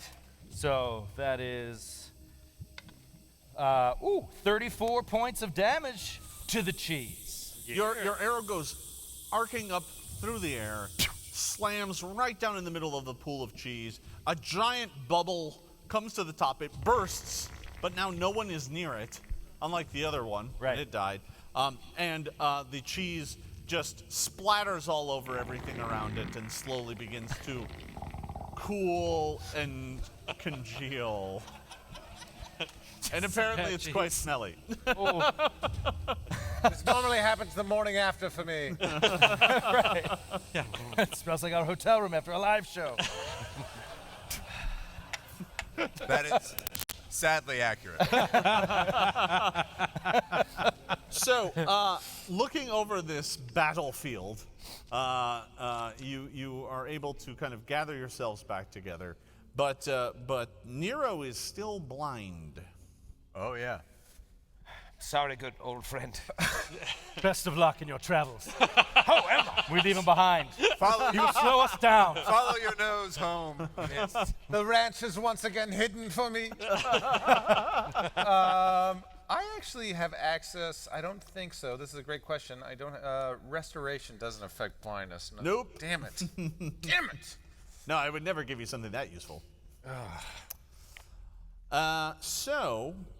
You're not sure if this will wear off over time or whether or not it's permanent. Only time will tell, although someone with a medicine check might be able to figure that out. I can do that. Let's take a quick look. Yeah, open your eyes. No, over here. All right. He is I did drenched very, in chili, very well by the way. indeed. Very well indeed. I got a 33. Ooh. So, he is, first of all, the first thing you notice is that he is drenched head to toe in chili. Not only did he take a strike right to the head, but he was also right in the blast wave. I have only eaten porridge for a long time. Yeah. I just get a little finger's worth. It's really hot. It is very spicy. But it's kind of good, although it tastes a little bit like Nero. You take a good look at him, and you're pretty sure this blindness is probably temporary. It doesn't look like it's done too much damage to his eyes. It just looks like his pupils are like basically closed. Do I feel as though he's probably going to regain his sight before tomorrow when I could change my spells and fix it? You think this is probably something that will last anywhere from 10 minutes to an hour. That if he just sits and rinses You're his going to be eyes. okay. You will see again as soon as an hour from now. If he rinses his eyes, he should be able to clear the spice. Just give it time. Nero casts hydraulic push on his own face. I get the hell out of the way. It's like This an is emergency silk. chemical wash at a chemistry lab. Give me a reflex save. Ecthelion. Oh, Sorry, Ecthelion. Arconith. Me? Yeah, Okay. give me a reflex save. As he blasts himself in the face, chili water goes flying everywhere. No! I am well prepared. A 29. You like Neo around? It's like it's like gods Neo. of the rest of you have never seen him that agile before in his entire life. But when it comes to dodging gobs of meat and bean, all of a sudden he's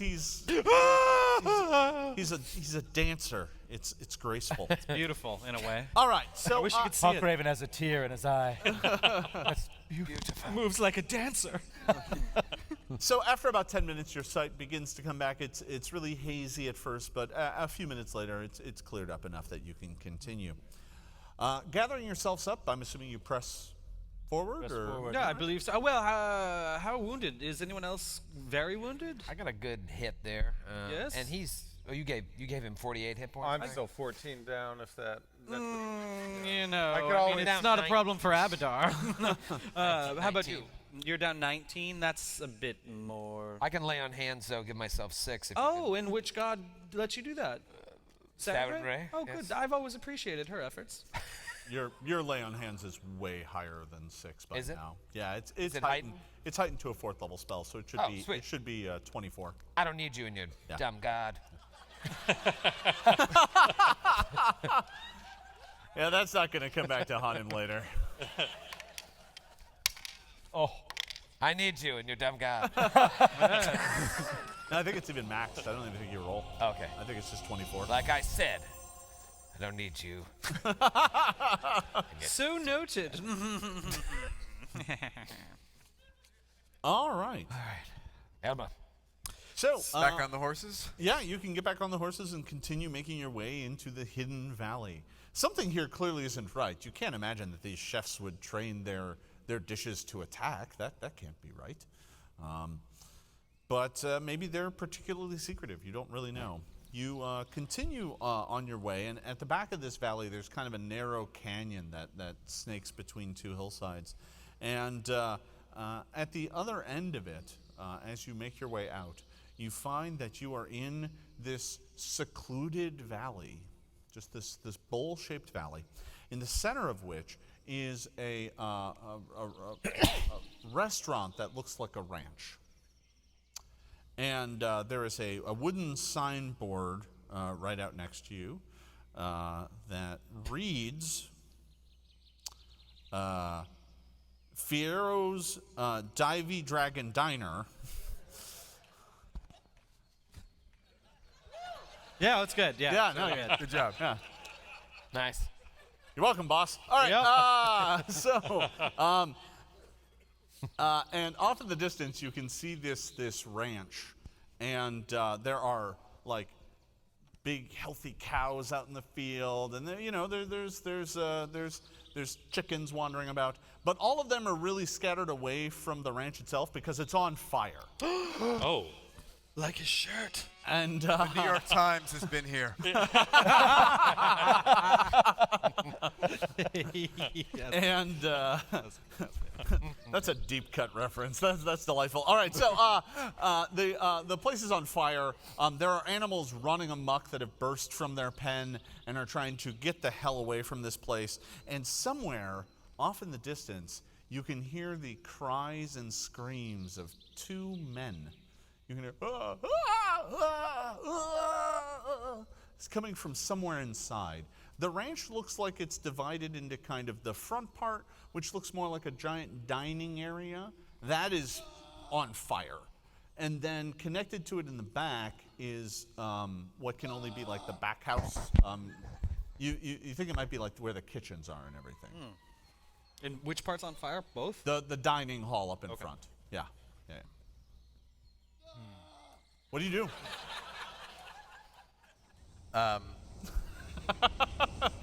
What do you do when presented with this moral quandary? We're too late. By the way, did you cut yourself free from your horse? I'm assuming that you did that. I did, yes. Yeah, all right. Do we see any means with which to put out the fire? Is there perhaps a well or something? I mean, there is a well nearby, but you're going to wager that taking buckets to this particular fire is not going to do it. That's Perhaps grease fire. We just it very well might be. perhaps yeah. we just need to rescue them. The building. Yeah, might be. Hawkraven is going to ride with all speed, trying to do a perception to zero in on the voices, the sounds of the screams. It sounds like they're in the back, right? Like the part that's not on fire, but it's between, the fire's between Yes, them. absolutely. So he's going to ride quickly around the fire to see if there's a back way in. Right. And I'll do a perception. What are the rest of you doing during this? I think that's a great idea. I'll follow. Following along? Yeah. I'm looking to see if any horses are running away from the fire. There are a few. Yeah. Okay. Yeah. I'd like to roll a butchering lore check. Because I have. Wait, do you have butchering lore? Yeah, see? You actually have butchering lore. Son of a... I just want to know if they serve horse meat at this place. 24. Well, I mean, you haven't rode up to the menu, which is kind of up near the place, but they might. I mean, you know, there are horses here, but they probably, you don't see enough for them to be eating horses. They're probably just using them, you know, to, like, ride and escort guests and not eat. He takes a mental note. Do the Cunninghams have horses problems with people eating horses because it cuts into their business, or you have a moral objection? No, it's just if they're eating the horses, what are they doing the rest of it? The Cunninghams can use that. Oh, you're trying to open up your glue business. Yes. Oh, I see. Trying to make All parts. right, yeah. Always be closing. Always be closing. Yeah, I want to see make my dad now. proud. By bringing home horse parts. They're always chasing after his approval of Right. horse parts. Come on. All right, yeah, no, Name is James. yeah, no, We got it. we all see what you We did got there. it. All right, That's so I think you've exhausted their goodwill. I think no, that's it. we've worn them down to We've the point we've they can't abused even- them too much, and now people we have should just taste. move on. Yeah. Hawkraven, We can are you in Philadelphia. Can you give me a perception check, please? Whoa, cheap. Wow. 24. I do not want to get killed up here. It's only Joe that I have a problem with, actually.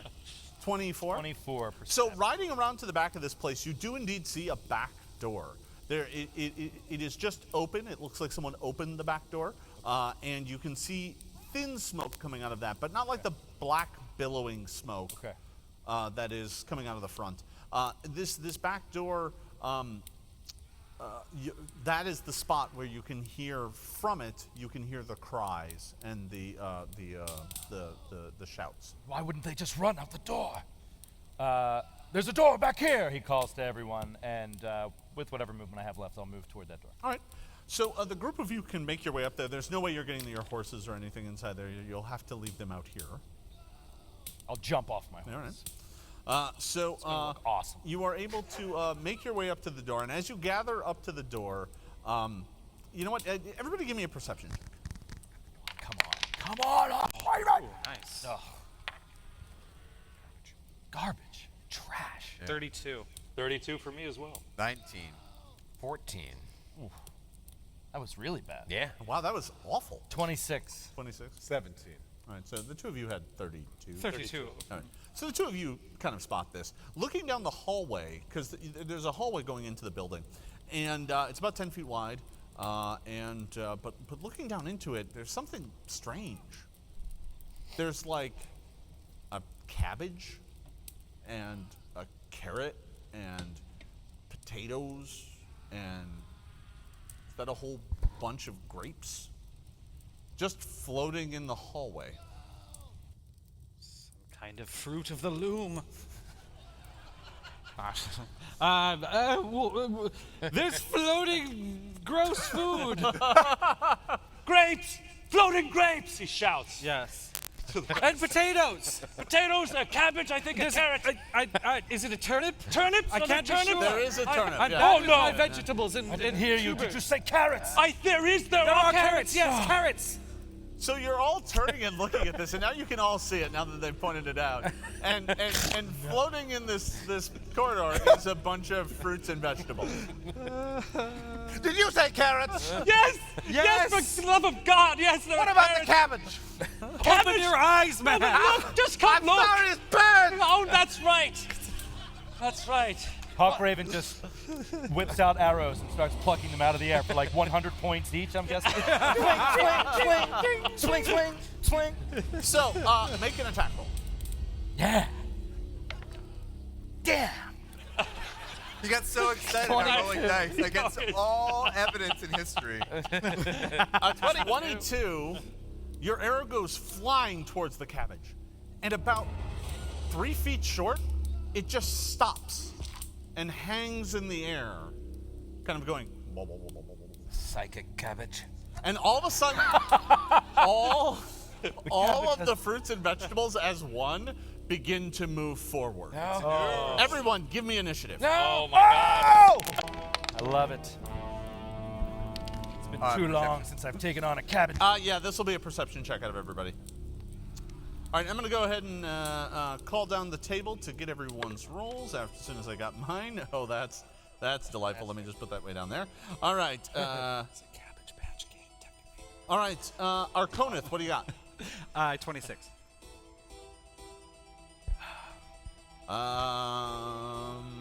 Ecthelion, what do you got? 28.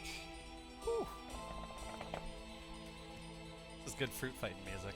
No, this, Yes. this is fantastic. All right, Pima, what do you got? 17. I hear this and I just think carrot fight. Right? Yeah. Just jumps right out at you. It's a carrot fight. Chase, 19. Hawk, 32. Ooh. Was doing my good initiative, Dan. Nero. 28. You can go before Ecthelion because that's where I have space. All right. It's an inefficient system. All right. That's what I get for forgetting to bring a combat pad. All right. Hawk. You may go first.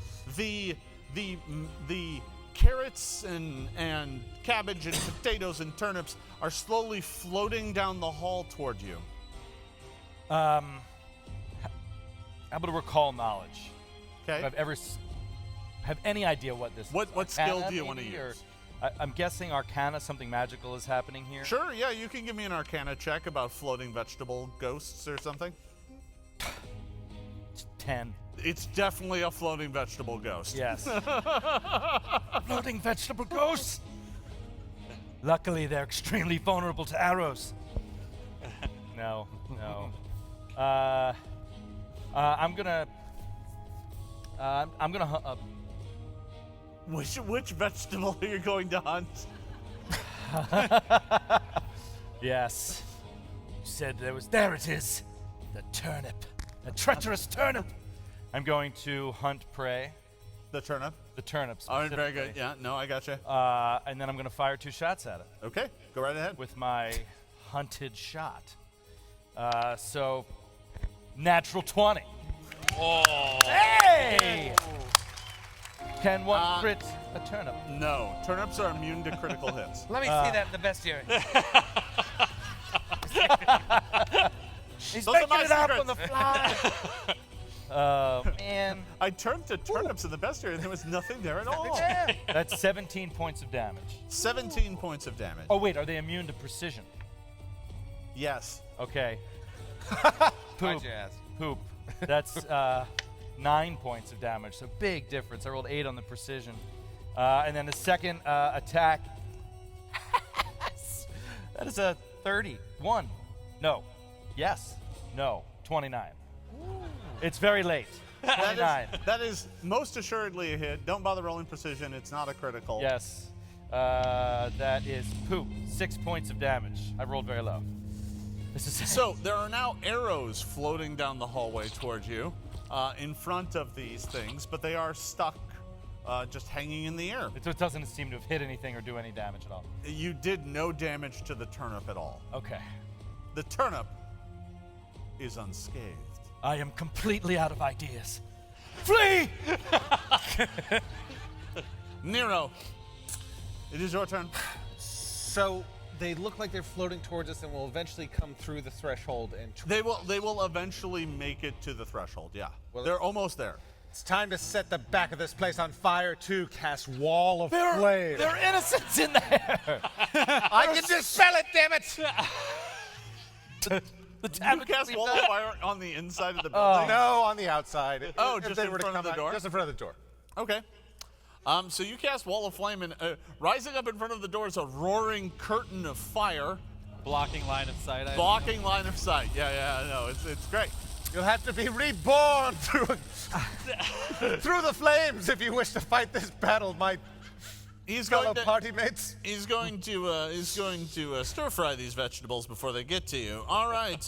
That was 2 of your actions. What are you doing with the 3rd? Is there anything with Apologizing? Nope, never.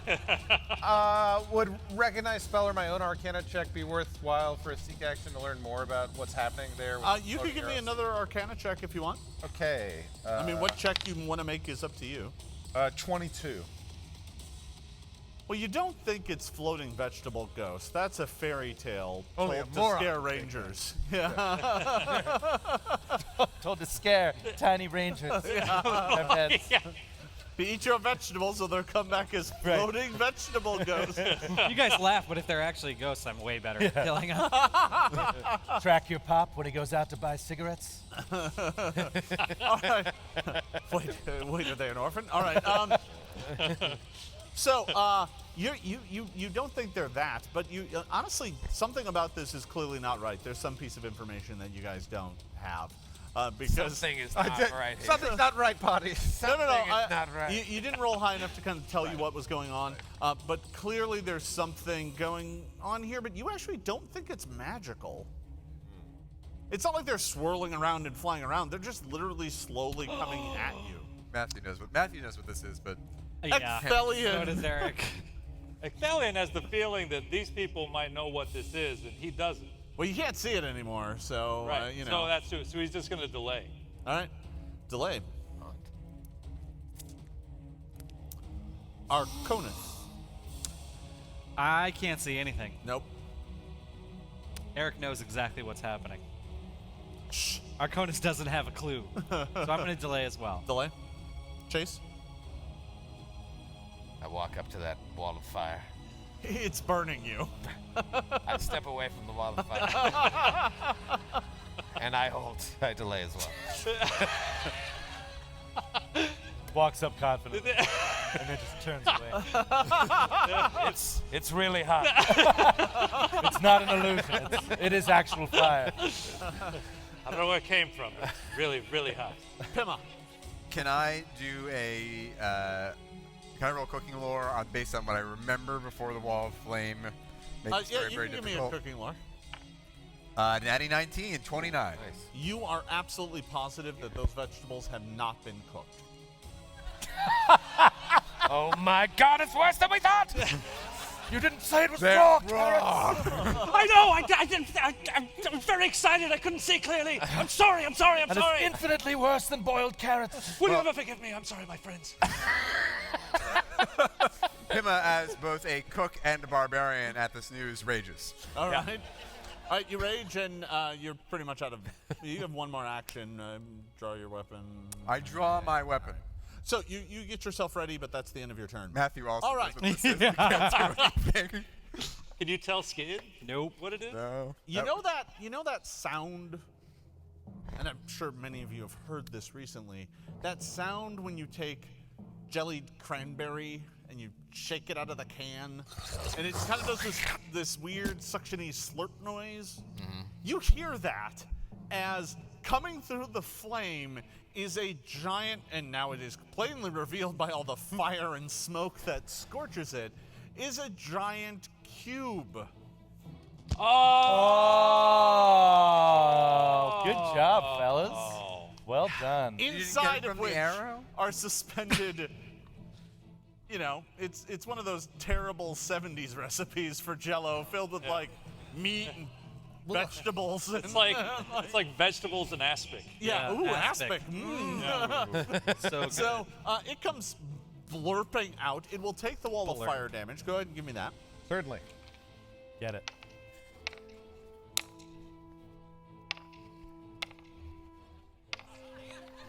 Uh, 14 points of damage. Oh, all right.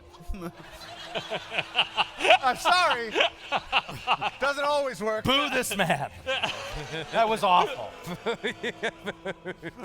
So after it comes to the wall of fire, it kind of moves straight up towards Chase, It has to spend 2 of its actions to do that. Can I and take my actions?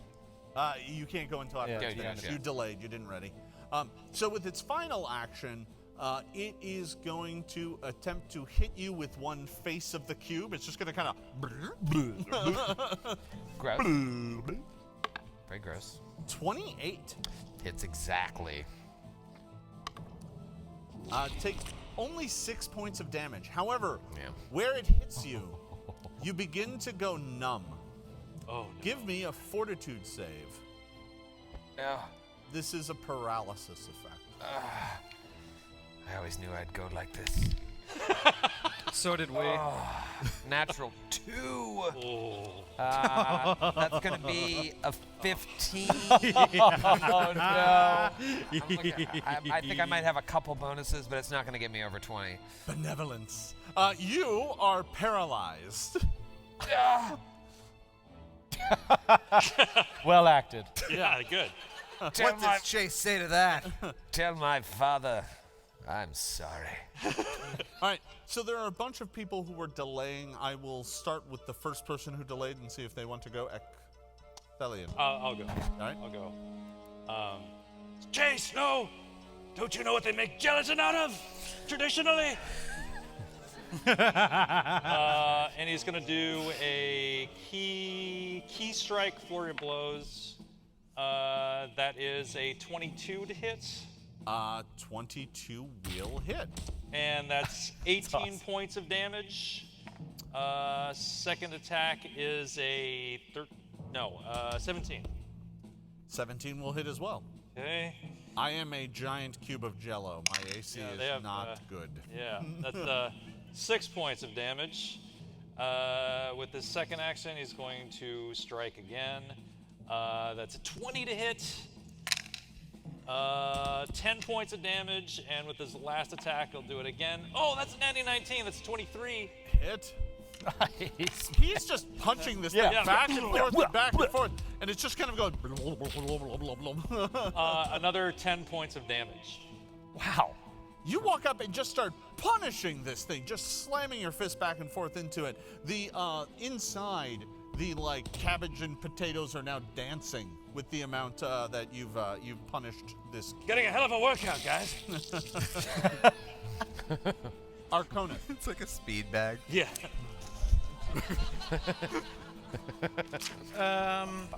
Yeah, okay, so I'm going to cast a spell.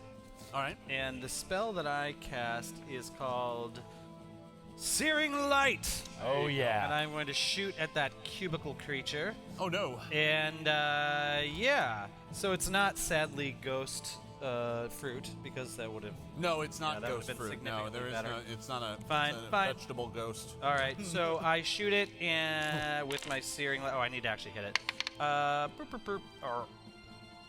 I forgot to roll. No, I rolled a 4, so that could be really bad. Let's see here. That's probably still gonna hit, actually. Yeah. Oh, good. I'm glad to hear that. 20. Hit. Okay, so I do. My AC is 12.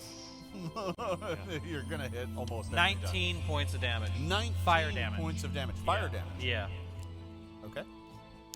92.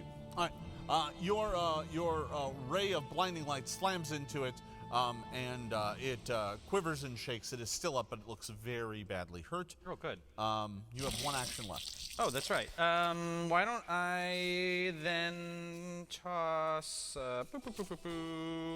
No. I'm gonna cast shield on myself. All right. That would be Arcona. Chase, you are paralyzed, and we're delaying. Yeah. And now he shall delay longer. Yeah. To the end of his days. So you can Or the can next 4 end rounds. your delay right now, which would allow you to waste your turn doing nothing and make another save against the paralysis at the end of your turn. I'll do that. All right. Give me another save. Okay. Natural 2. Oh. All right. Now I just need to survive back to my turn. All right. Then the fun begins. Hawk Raven. Damn it. All right. I'm gonna eat you. Is there Is there? I want to know if there is it blocking the entrance to the place. Is there any way to get in There's there? a wall of fire blocking the entrance to the place. Right. Sorry. But if I were to go like around the cube through the fire, is there a way in? It's a cube, not a Jello loaf. So it's come out now fully, and there is space behind it. Okay. I have been eating that bland crap for too long. Yeah. I cannot let these chefs burn while we try to fight this thing. And it looks to me like my arrows did nothing. They're just sitting inside that thing. You have no idea if it actually hurt it or not. No, yeah, I know. So I'm gonna go try to save a chef. All right.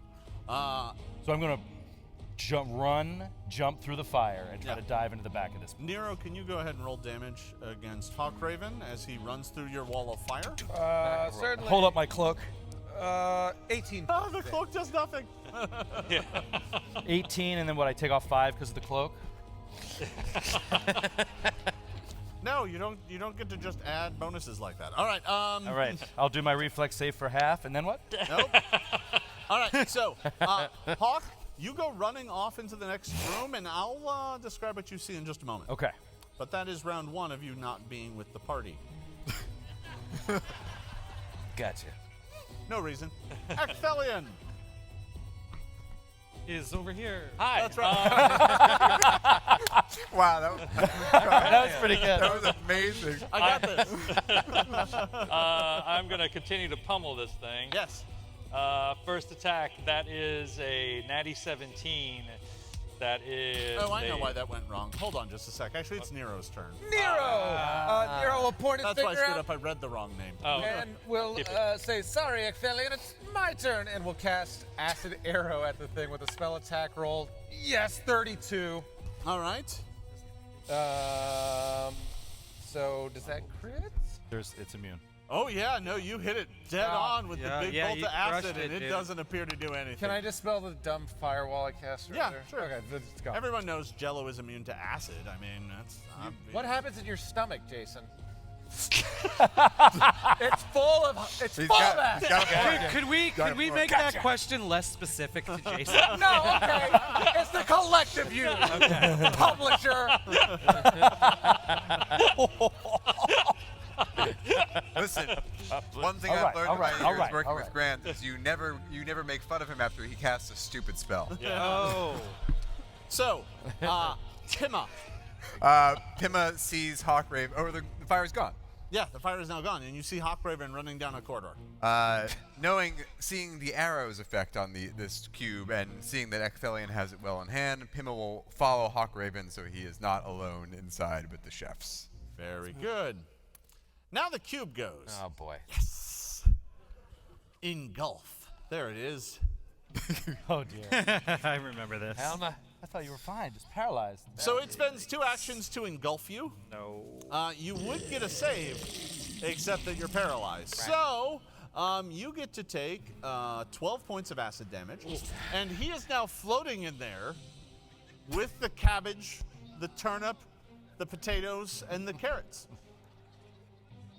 Is he just a few inches from a delicious turnip? So, It's like- worse still, it's like it's filling your mouth and ears, and it's getting everywhere, and it suddenly you have a flashback to when you were a child. Whoa. And the Cunningham family tradition Yes. would also often involve gelatin, as it is made from horses. We'd suffocate ourselves. Jello every Christmas. It's an old Cunningham tradition passed down through generations. But it's always, just we always paralyze the youngest first. We laugh It filled our nostrils and throats. And just couldn't breathe. And, until the fear of death was truly in their eyes. And then we'd say, Merry Christmas. Merry Christmas. You know, 7 horses died to suffocate you with that Jello. Remember that, son. I mean, I was kind of just going for the flavor, not the suffocation part, but sure, you do you. All right. That's what he's thinking. And then with it, At any moment, that Elliott's going to stop it and say, Merry Christmas. And the cat's in the cradle and the silver. Yeah. I really would like to see what this family is like at Christmas dinner. Like waterboard, they're chilling with Jello. They slay horses. Like Indiscriminately. what do they do when things go badly? Oh, man. Glue's not going to make it. With its final action, it's going to attempt to hit Ecthelion with one of its faces. Oh, no. But it's going to miss. Oh, phew. All right. We didn't- I rolled a 2. So next up, Ecthelion. Okay. For real this Ecthelion, time. he sees his friend Chase having been engulfed by this thing. And while he feels a sense envious at the nostalgia that Chase must feel in the situation, he focuses and he just starts punching and he says, "Let my friend go! You let him go, Daddy! Why? Daddy! Daddy! Daddy!" Natural one. Natural one. Oh, the first. Skeleton flying everywhere. I think I'm punching Chase like through the jello. Inches away. Well, you can keep attacking. Okay. That was very ineffective. Okay, second attack. Oh, natty 17. So That'll hit. that is a That 29. definitely hits. Oh, nice. 12 points of damage.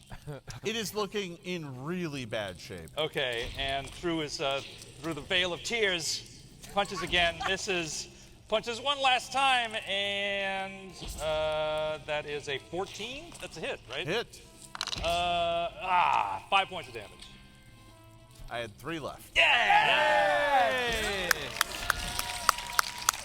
Like a swollen, gelatin-filled water balloon.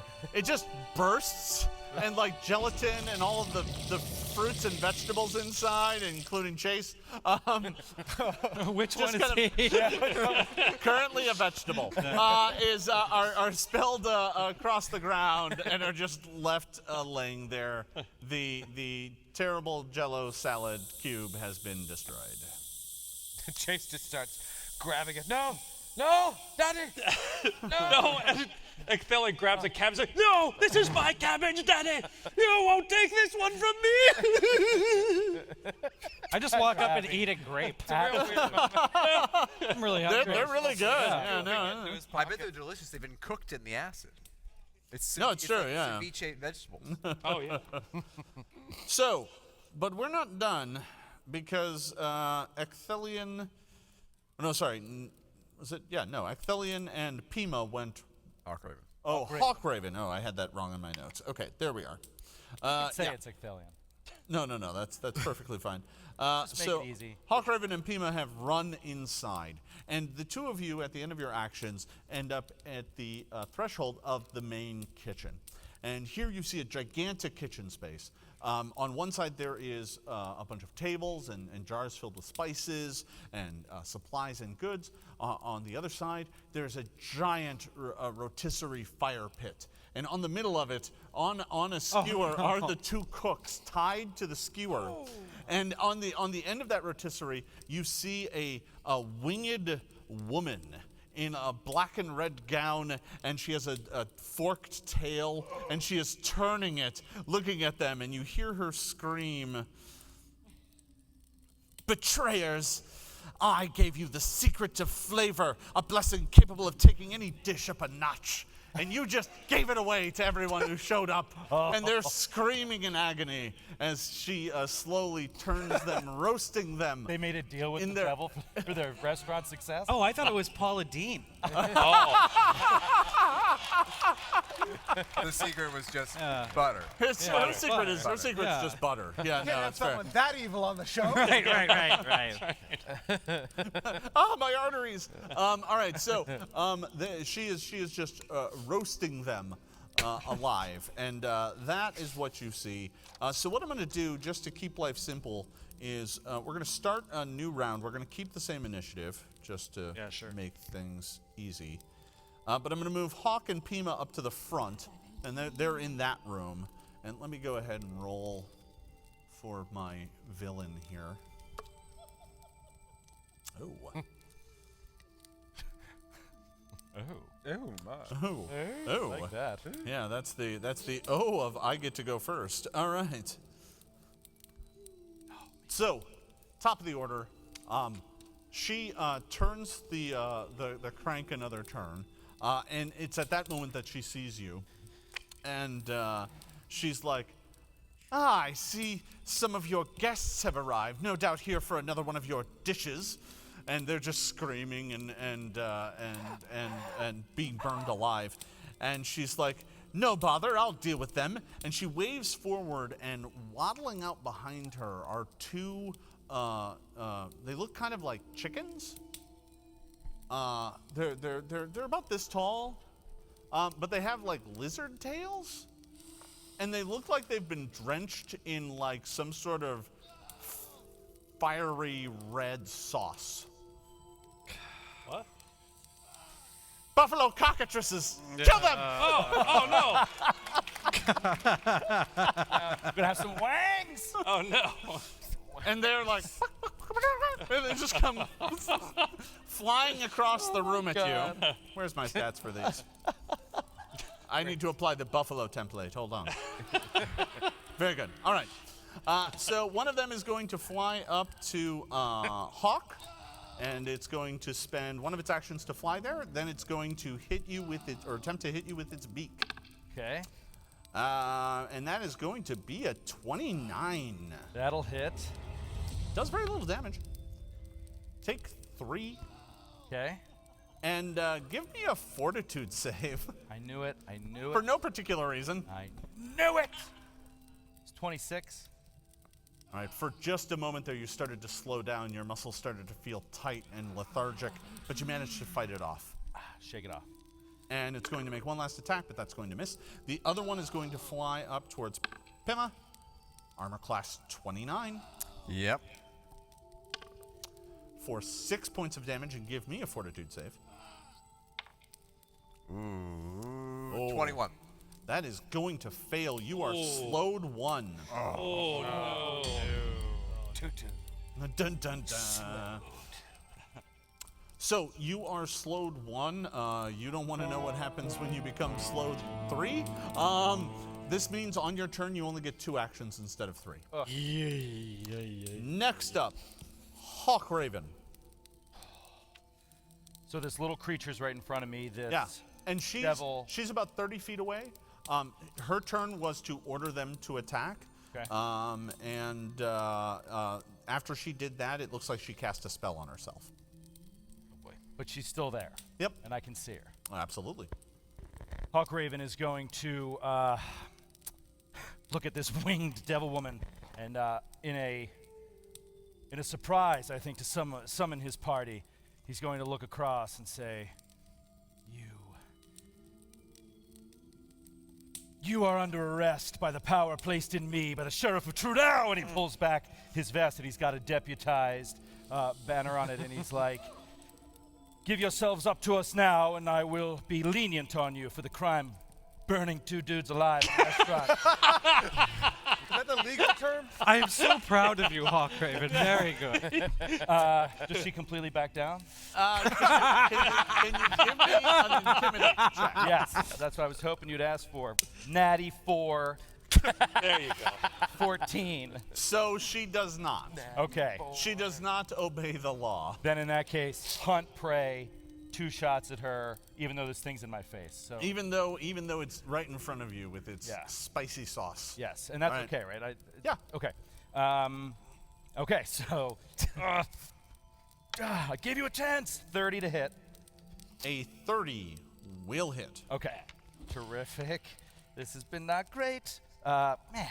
Oh, wait. She can take. Yeah. So that is 14 points of damage. And then second shot, 27. Ooh. 27 is also a hit. This dude is a beast. 15 points of damage.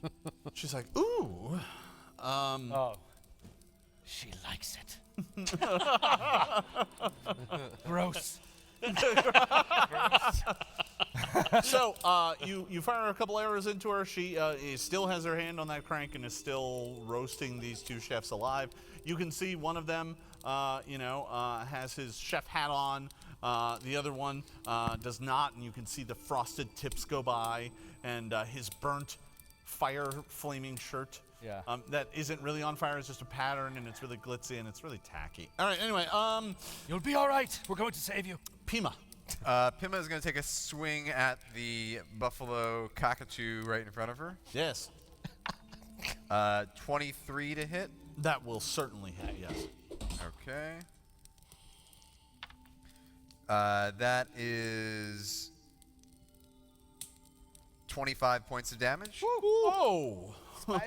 Raging still. Yeah, no, that's perfectly fair. Yeah, no, you punch this chicken really hard. And as you do so, you're using a pick. Yeah. All right. Your pick is now coated in spicy sauce, but it doesn't appear to affect you. Great. I'll take another swing. All right. 28 to hit. 28 to hit. Will hit again. Yep, Pima. That will be 20 points of damage. Woo! It goes down. Yeah. Sweet wangs tonight. Okay, and then I have cleave as a reaction. So even though I'm slowed, can I use it to take a swing against a second foe? You certainly can. However, I should note that your second time you hit it, the spicy sauce is now on your hands. Oh no. And okay. Don't rub your eyes. you are now sickened 1 by the hot spicy sauce, which is just going to be a penalty of 1 on most of your D20 rolls. Okay, just -1. Yeah. Great. All right, so then at what bonus do I make this bonus? Just go ahead and roll and tell me what your standard bonus is. With my standard bonus, that would be a 20 to hit. 20, so that's going to miss. Okay. Yeah. All right. You go swinging back around the other way, trying to hit the other one, but because your hands are now burning and spicy, that's going to miss. Next up, Nero. Nero looks inside and sees this desperate scene with these buffalo cockatrices and this evil winged woman kind of spit roasting these chefs. You can't quite see her yet. You can see the 2 fiery chickens. So see the 2 fire chickens. Can I see And the that's chefs or no? That's just No. them? Well, that's all the information I have to go on. Because you're outside still. Nero says, I've been waiting for this moment my whole life. I know precisely what to do. He spends 2 actions to turn into a triceratops. Yes! Yes! He had to get it in. We were running out of time. And stampedes into the room with his 3rd action. Get out of its way! Yes!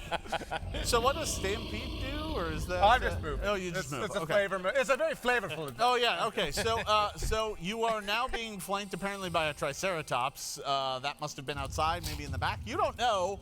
But Classic Nero. Yeah. No, that's fair. You take 2 actions and then move forward. At the end of your actions, you are a triceratops right behind your friends, and you can now see into the room. That is the end of Nero's turn. Ecthelion. All right, so Ecthelion is cradling this cabbage that he managed to wrestle away from Chase. And he's, shh, shh. It's all right, little Ecthelion. I'm your daddy now. I'll keep you safe. And he puts him in his cloak and starts running into the room to see what he can see. So I'm going to say that level of creepy emotional trauma is 1 action.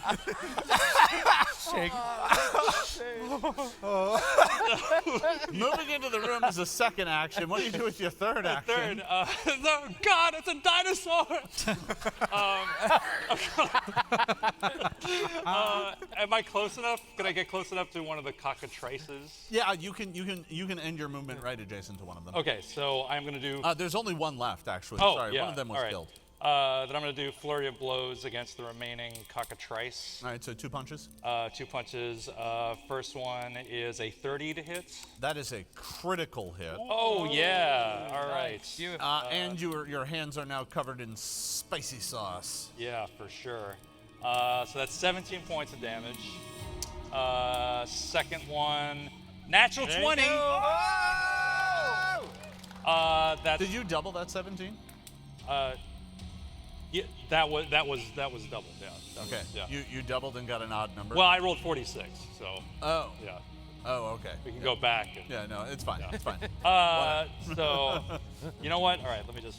curious about your amazing math skills. Let me just make you happy. How about that? Yes, make me happy. Let's see. That's 8. See, now we test my amazing math skills. So 8. I don't know. 9 points of damage. the second attack I was don't a know. crit as well. So Yeah, crit, yeah. Yeah, so 18. Yeah. All right. Okay. Cool. Gotcha. Why don't you just tell me the number? Why don't you just tell me the number you'd like to roll? All right, so you walk up and punch the chicken twice. You are Daddy! Now, He's still screaming. You are now coated up to the elbows in spicy sauce. You are now sickened 2 as the spicy sauce continues to cover you as you punch this chicken. All right, next up, after Ecthelion, Arconith. Can a single move get me to the room? Yes. All right, so I look at the room, I survey the scene that you've already described. You've been very clear about what gear Fieri is dressed like. I have an important decision to make, and I'd like to make it on the basis of something that's important to me. Yeah. What is the other guy dressed like? The other guy is dressed more like a traditional chef.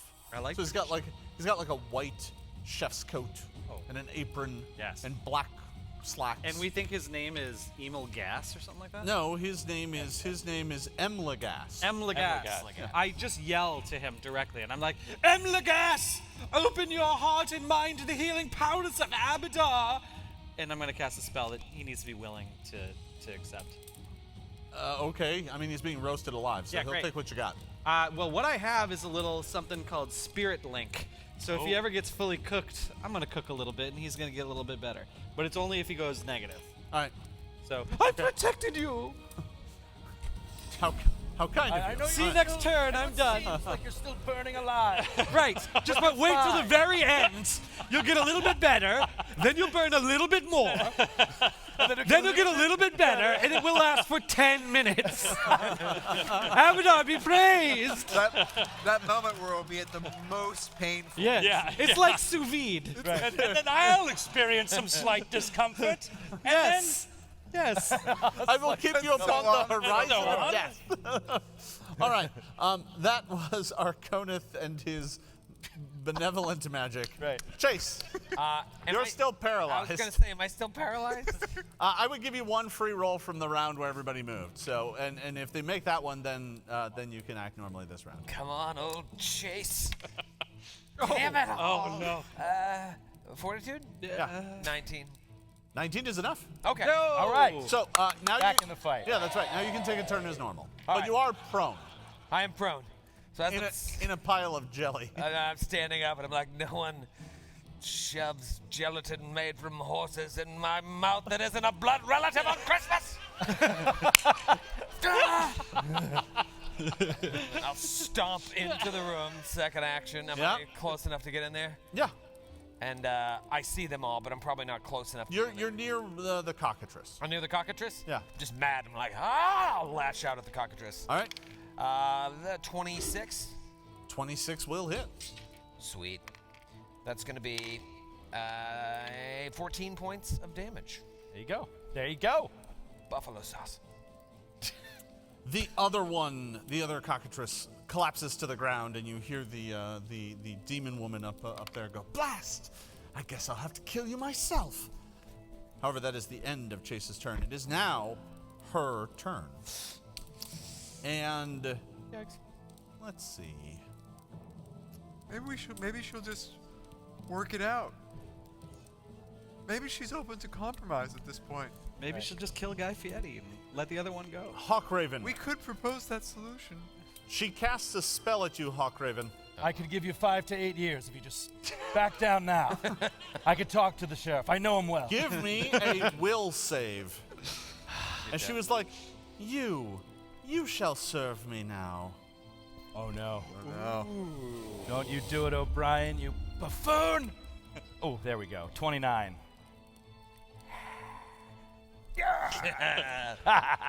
So you are stunned 1 as you fight off her influence. Wow. Okay. Yeah. Yeah. Ooh, that was close. Yeah. Pima would have had to murder you. What's that? Pima would have had to murder you. Would have been left with no choice. I would have had no choice. Yes. If that's anything we've learned from this adventure. Yes. And with that, she then turns the spit again, dealing more damage to the two cooks. Oh. They look like 1 or 2 more rounds of this and they might die. Yeah. All right. That was her turn. Hawk Raven. Hawk Raven will fight this off for an action, right? Yeah. And now he's done. So with the stun one, And then- what stun does is it basically works like slowed for the number of actions, and then it's done. Okay, so I'll take a shot at her. Ooh, 19. 19 will miss. Yeah, and then another shot at her. That is a 26. 26 will hit. Beautiful. Oh my God, my damage has been terrible. 10 points of damage. And then last shot. That arrow goes through one of her leathery bat wings. Natural 1 on the last shot. Oh, well done. No chance. Hey, you got one. It's gonna roll. You got one. Shut up. That's it. All right. That was Hawk Raven. Pima. Pima will. Can I get to her in one stride action? Yeah. Thing? I have my fast movement because I'm raging, so I'll go around to get to the side of her, leaving an avenue open for this Triceratops, who I hope is Nero. This, I hope, is an ally Triceratops. Right. Yeah, I mean, sure, yeah. there's only so many Triceratops around, but you never know. Yeah. There's exactly one. They're extinct. Yeah. Well, no, they're in Galarian. There's more. Never mind. Yeah. Okay. All right. And I will swing with the Great Pick. Great. Finish it. That will be a 19 to hit. That is going to miss. You still have 1 action remaining. I'm slowed, right? Or is that over? No, actually, you know what? You're absolutely right. Yeah, no, you're partially calcified, so that's going to remain. You're getting 2 actions for the rest of this fight. Great. All right. That was Pima. Nero. Let me just start by thanking the both of you gentlemen for letting me not only turn into a dinosaur, but choose 6 different types of dinosaurs to turn into. That's an awesome fucking spell, pardon my French. We don't skimp on our dinosaurs. All right. What was this spell? James Jacobs would have our head. So am I within striking distance, or do I have to move? You have to move. All right, so move once. Whip out with my horns right at this. Oh, that's not great. That's a 20 to hit. 20 is not enough. No. Final attack, -5 on this. Another 20. Those tiny arms. Dino DNA. He's a Triceratops. Familiar with a Triceratops? You know what a Triceratops looks We've like? never seen same, right? Jurassic Park. You've never Even seen- though you have Tiny arms. you watch the movie, you'd be able to know. They all got tiny arms. That's the way they died. Wait, in your childhood, you didn't go through like I was obsessed with dinosaurs phase? No. Is that a thing? Who hurt you? Who hurt you, Troy? Dinosaurs? Dude, it has 3 horns. Right. Triceratops. They can still have tiny arms. Yeah. Triceratops. It's all legs. We're moving on. 3 horns and tiny arms. So that was Nero, the Triceratops that Joe cannot identify. All right, no. That was Nero. Ecthelion. So this cockatrice, the cockatrice is down. Troy can't identify. Yeah, no, they're both gone. They're both gone. Okay, so it's cradling the cabbage under his cloak. He says, "Shh, little baby, shh, mommy!" And he runs up to the woman with the spit and does a flurry of We're blows on having her. a psychological episode. It's like a break. Middle of this. Natural 1 again. We really are having a breakdown. I know, this is great. Second, that is a 21. No, that's not going to do it. Yeah, Okay. you run up and try and hit her, but she like folds her bat wings around her and you miss. Okay, and with my final action, I'm going to take one last attack. Yep. Natural 1. God. Again. Wow. The problem is it's all the tears. I can't it's see making it really the- hard to the see. crime. Yeah, no, Yeah. it's true. So that was Ecthelion Arconith. Arcona's just gonna casually walk right up to the turning spit, reach out, touch Guy Fieri on the fire shirt. That's And cast- Gear Gear Fieros. We don't want to get Gear- sued. Gear Fieros. Fieros. And I cast Resist Energy Fire on him. Nice. He looks at you as he goes around and is like, "Flavor country." The flames slowly fade out on his shirt. And now you can see how gaudy it is. It actually has like sequin flames. Oh, now I like it. Oh, wow. Anyway, so he gets a 5 resistance to. Yeah, all right. fire. That looks like it helps him quite a bit, actually. Yeah. All right. I realize I'm standing next to a demon, and that might be more of a problem. Well, you're on the other side of this. yeah, thing. well, absolutely. Yeah, I'm yeah, using that this was cover. our Conan. fat boy. Chase. There's an unidentifiable monster with apparently tiny arms in the room. And this demon. And a demon. I'm just yeah. trying to imagine a Triceratops with tiny arms It's pretty funny. charging into the room, like Keeps on galloping. falling over. It's just like it's like a high-heeled shoe galloping. Yeah, it's like moving like a wheelbarrow. Like a wheel. With horns on the front. Yeah, with the horns on the front. So Chase looks at the demon woman and says, "Not too long ago, my friends and I murdered some peasants during a food fight, which made us the perfect candidates to take you down." He swings at her. Natty 19. There you go. There you go. There he goes. That is going to be a 35. Wow. Crit. Yes! Come on, Chase! Oh, a 12 on the first D12. Yes. And a 5. So that's actually going to be 4D. No, you No, double. Oh, Just just double double. it. Yeah. Add it up and double. 17, 34 plus 12. 46. 46. And I probably have one more attack. You do. All right. Yep. You heard me. Your blade like slices through her like abdomen and she like cries out in pain. But like black Icarus blood comes out of her, and as it hits the ground, it hisses and boils. Oh. I missed on the second swing. I was staring at the Ica. That was Chase. It's her turn.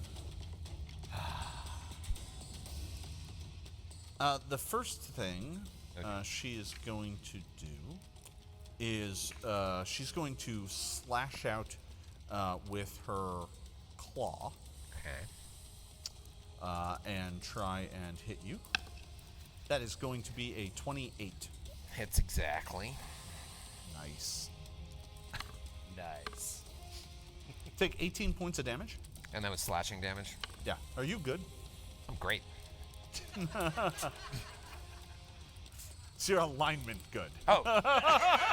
It's chaotic good. I'm chaotic great. Take 2 more points of damage. Chaotic great. You feel kind of great. Chaotic great? Yeah, take 2 more. Yeah. And then she grabs you. Oh. Oh, hello. And we dance. Oh, how we dance. No, she's going to pull you into an embrace. Oh, Daddy, I want you to meet my new girlfriend. I brought her home for the holidays. Here, it's a family tradition. And with her third and final action, Like her. try and drown her in Jello. We have a with her, couple weird traditions. Yeah, okay, I just want to let you know, my dad is going to insist on shoving some gelatin into your face.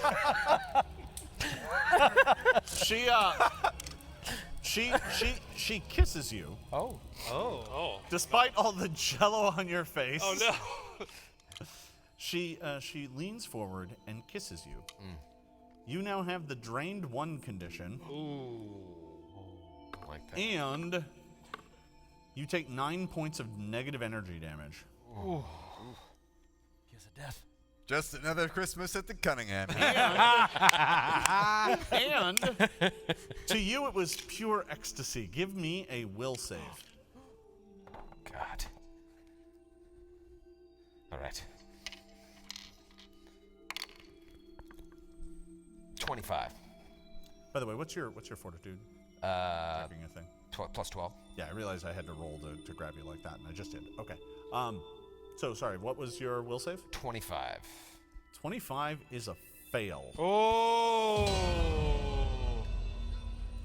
So the suggestion she implants in your head with that kiss is that you want to continue kissing her. I'm sure that's going to go well. All right, next person's turn. bad. Hawk, Raven, Eagle, Crow. Oh, man.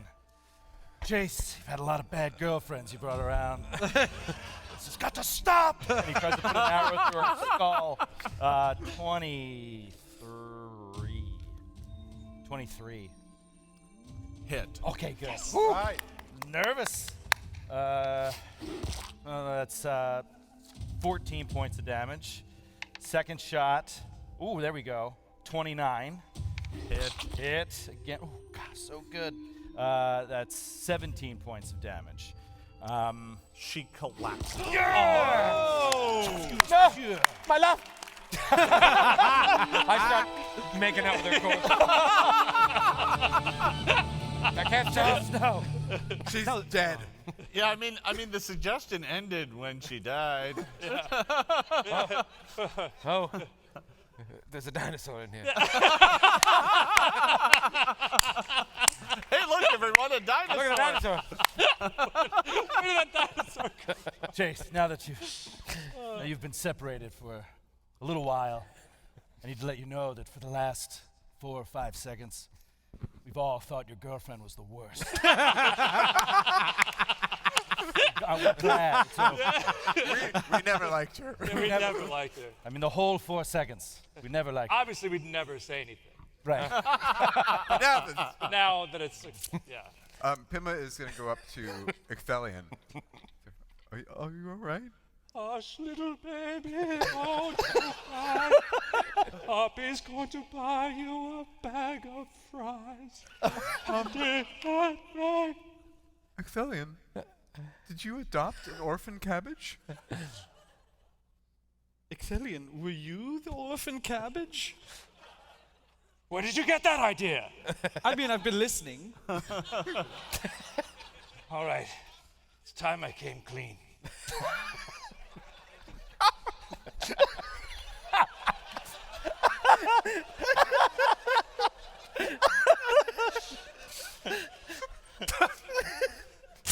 My father, Agnor, was killed by an orphanage. The worst day of my life. I'll never forget it. An orphanage? Yes, an entire orphanage killed him. The building or the inhabitants? No, the inhabitants of the Oh, my. Why? Well, we were. Was it a building failure? Or? We had just visited. Our favorite fishmonger, Rikio. Gave us a bucket of fish for Veterans Day, as was our custom.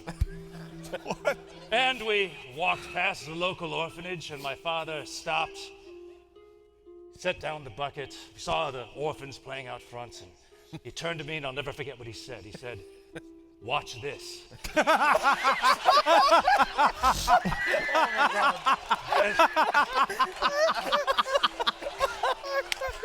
And he started throwing rainbow trout at the children, which, of course, in our land is a perfectly acceptable thing to do on Veterans Day.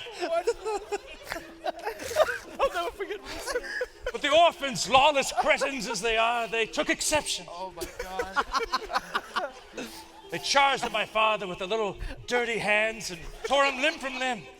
And I swore on that very day I would have my revenge on every last one of them. I'm sorry. At least you had your mother to console you. Yes, for a day or two, yes. I don't want to get into that, but But now There there are might be 2 chefs screaming still on the spit. oh yes, I'm sorry. He's got 8 more minutes. Yeah. No, go on. There's Go plenty on. of time. So Yes. What will you do now with the cabbage? now I shall boil it and name it after my father, Agnor. Then Do you think you'll find closure? well, if I eat it, maybe. I don't know. I've tried everything else, so maybe that will work. Oh my God.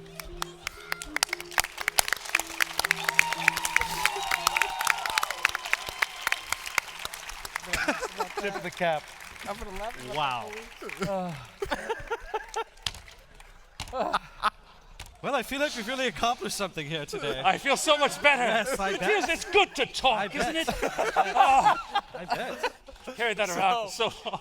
So, here Fieros is currently on the top of the spit and is like teared up. It's sad. watching this. Meanwhile, on the bottom of the spit, which is on fire, Yeah. that thing has triggered like 3 or 4 times Oh, now. God, that hurts. 3 or 4 times? Yeah. There's 6 more. Oh, all right. He's like, man, that really spoke to me. Do you need some seasoning for that cabbage? We can take that up a notch. Yes. Kick it up a notch. Yes, that's what old Eggnog would have wanted, I think. Well, let's free them so that we can do this. Oh, right. So you cut them loose and get them off the spit, and the 2 chefs are immensely grateful. Oh, man, I can't believe it! You guys actually saved us. That's fantastic. When you come here, I thought we were goners for sure. We murdered some peasants during a food fight. It was sort of a barter situation. I think Yada, yada, yada. Yada, yada, yada. Next thing we know, here we are. it was the worst restaurant we'd ever been to. And he's just like, The point is we're here. The point is, And we've heard tale of your magics. oh, well. Bam! And out of his sleeve comes a jar of I thought it was gonna be a hand red seasoning. It glows and glimmers in the light. Is that porridge helper? He's like, this'll make any dish taste amazing. Garam masala. Yeah, probably. Does it stain? Does it Stain clothing. stain clothing? Yes. Oh, he's like, no, I don't think so. Ooh. It's just a jar of MSG. He's he's like, take it. It's your reward. She would have taken it back with her to the fiery depths of hell. But it's yours. Is it evil? And with that, the entire scene fades to black. The group of you awaken in a cell in Trunau. oh no. Another one of these goddamn dreams. Walking outside the cell, you see Sergeant Omast Frum talking to one of the other guards, and he says, it's the damnedest thing. I think someone spiked the porridge.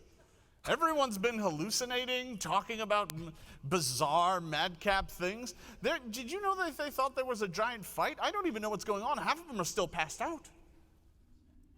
And as you look down, this is on Chase's lap, you wake up and look down in your lap, and there is a jar of red seasoning. I just got chills. And that is where we are ending today's session, everybody.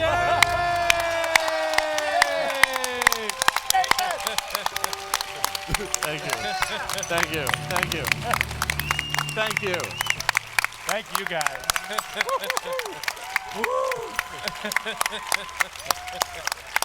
I'm hungry. So we're going to eat now, right? I want to thank you all for coming and attending this session of Pathfinder Live. If you want to see more of our games, you can tune in and find us every Thursday running the Oblivion Oath on the Paizo Twitch channel. You can also catch me running the Knights of Everflame, a Pathfinder 2nd Edition campaign, on the Geek and Sundry channel on Tuesdays. I believe these guys have a few things you might be able to enjoy as well. You want to give a bump? Yeah, check out GlassCannonPodcast.com. As of today, we now have 5 shows on the network. 5! Whoa. And tomorrow night we'll be at Underground Arts. It's sold out! But there'll be scalpers outside selling tickets for thousands of dollars. It's Skid, isn't it? It's mostly skids. Yeah. It's his seat, actually. All right, everybody. I also want to thank everybody behind house and in front of house. I also want to, they've all been fantastic. Thank you. Thank you. And I also want to thank Ben Looms and Syrinscape for providing amazing sounds throughout this entire event.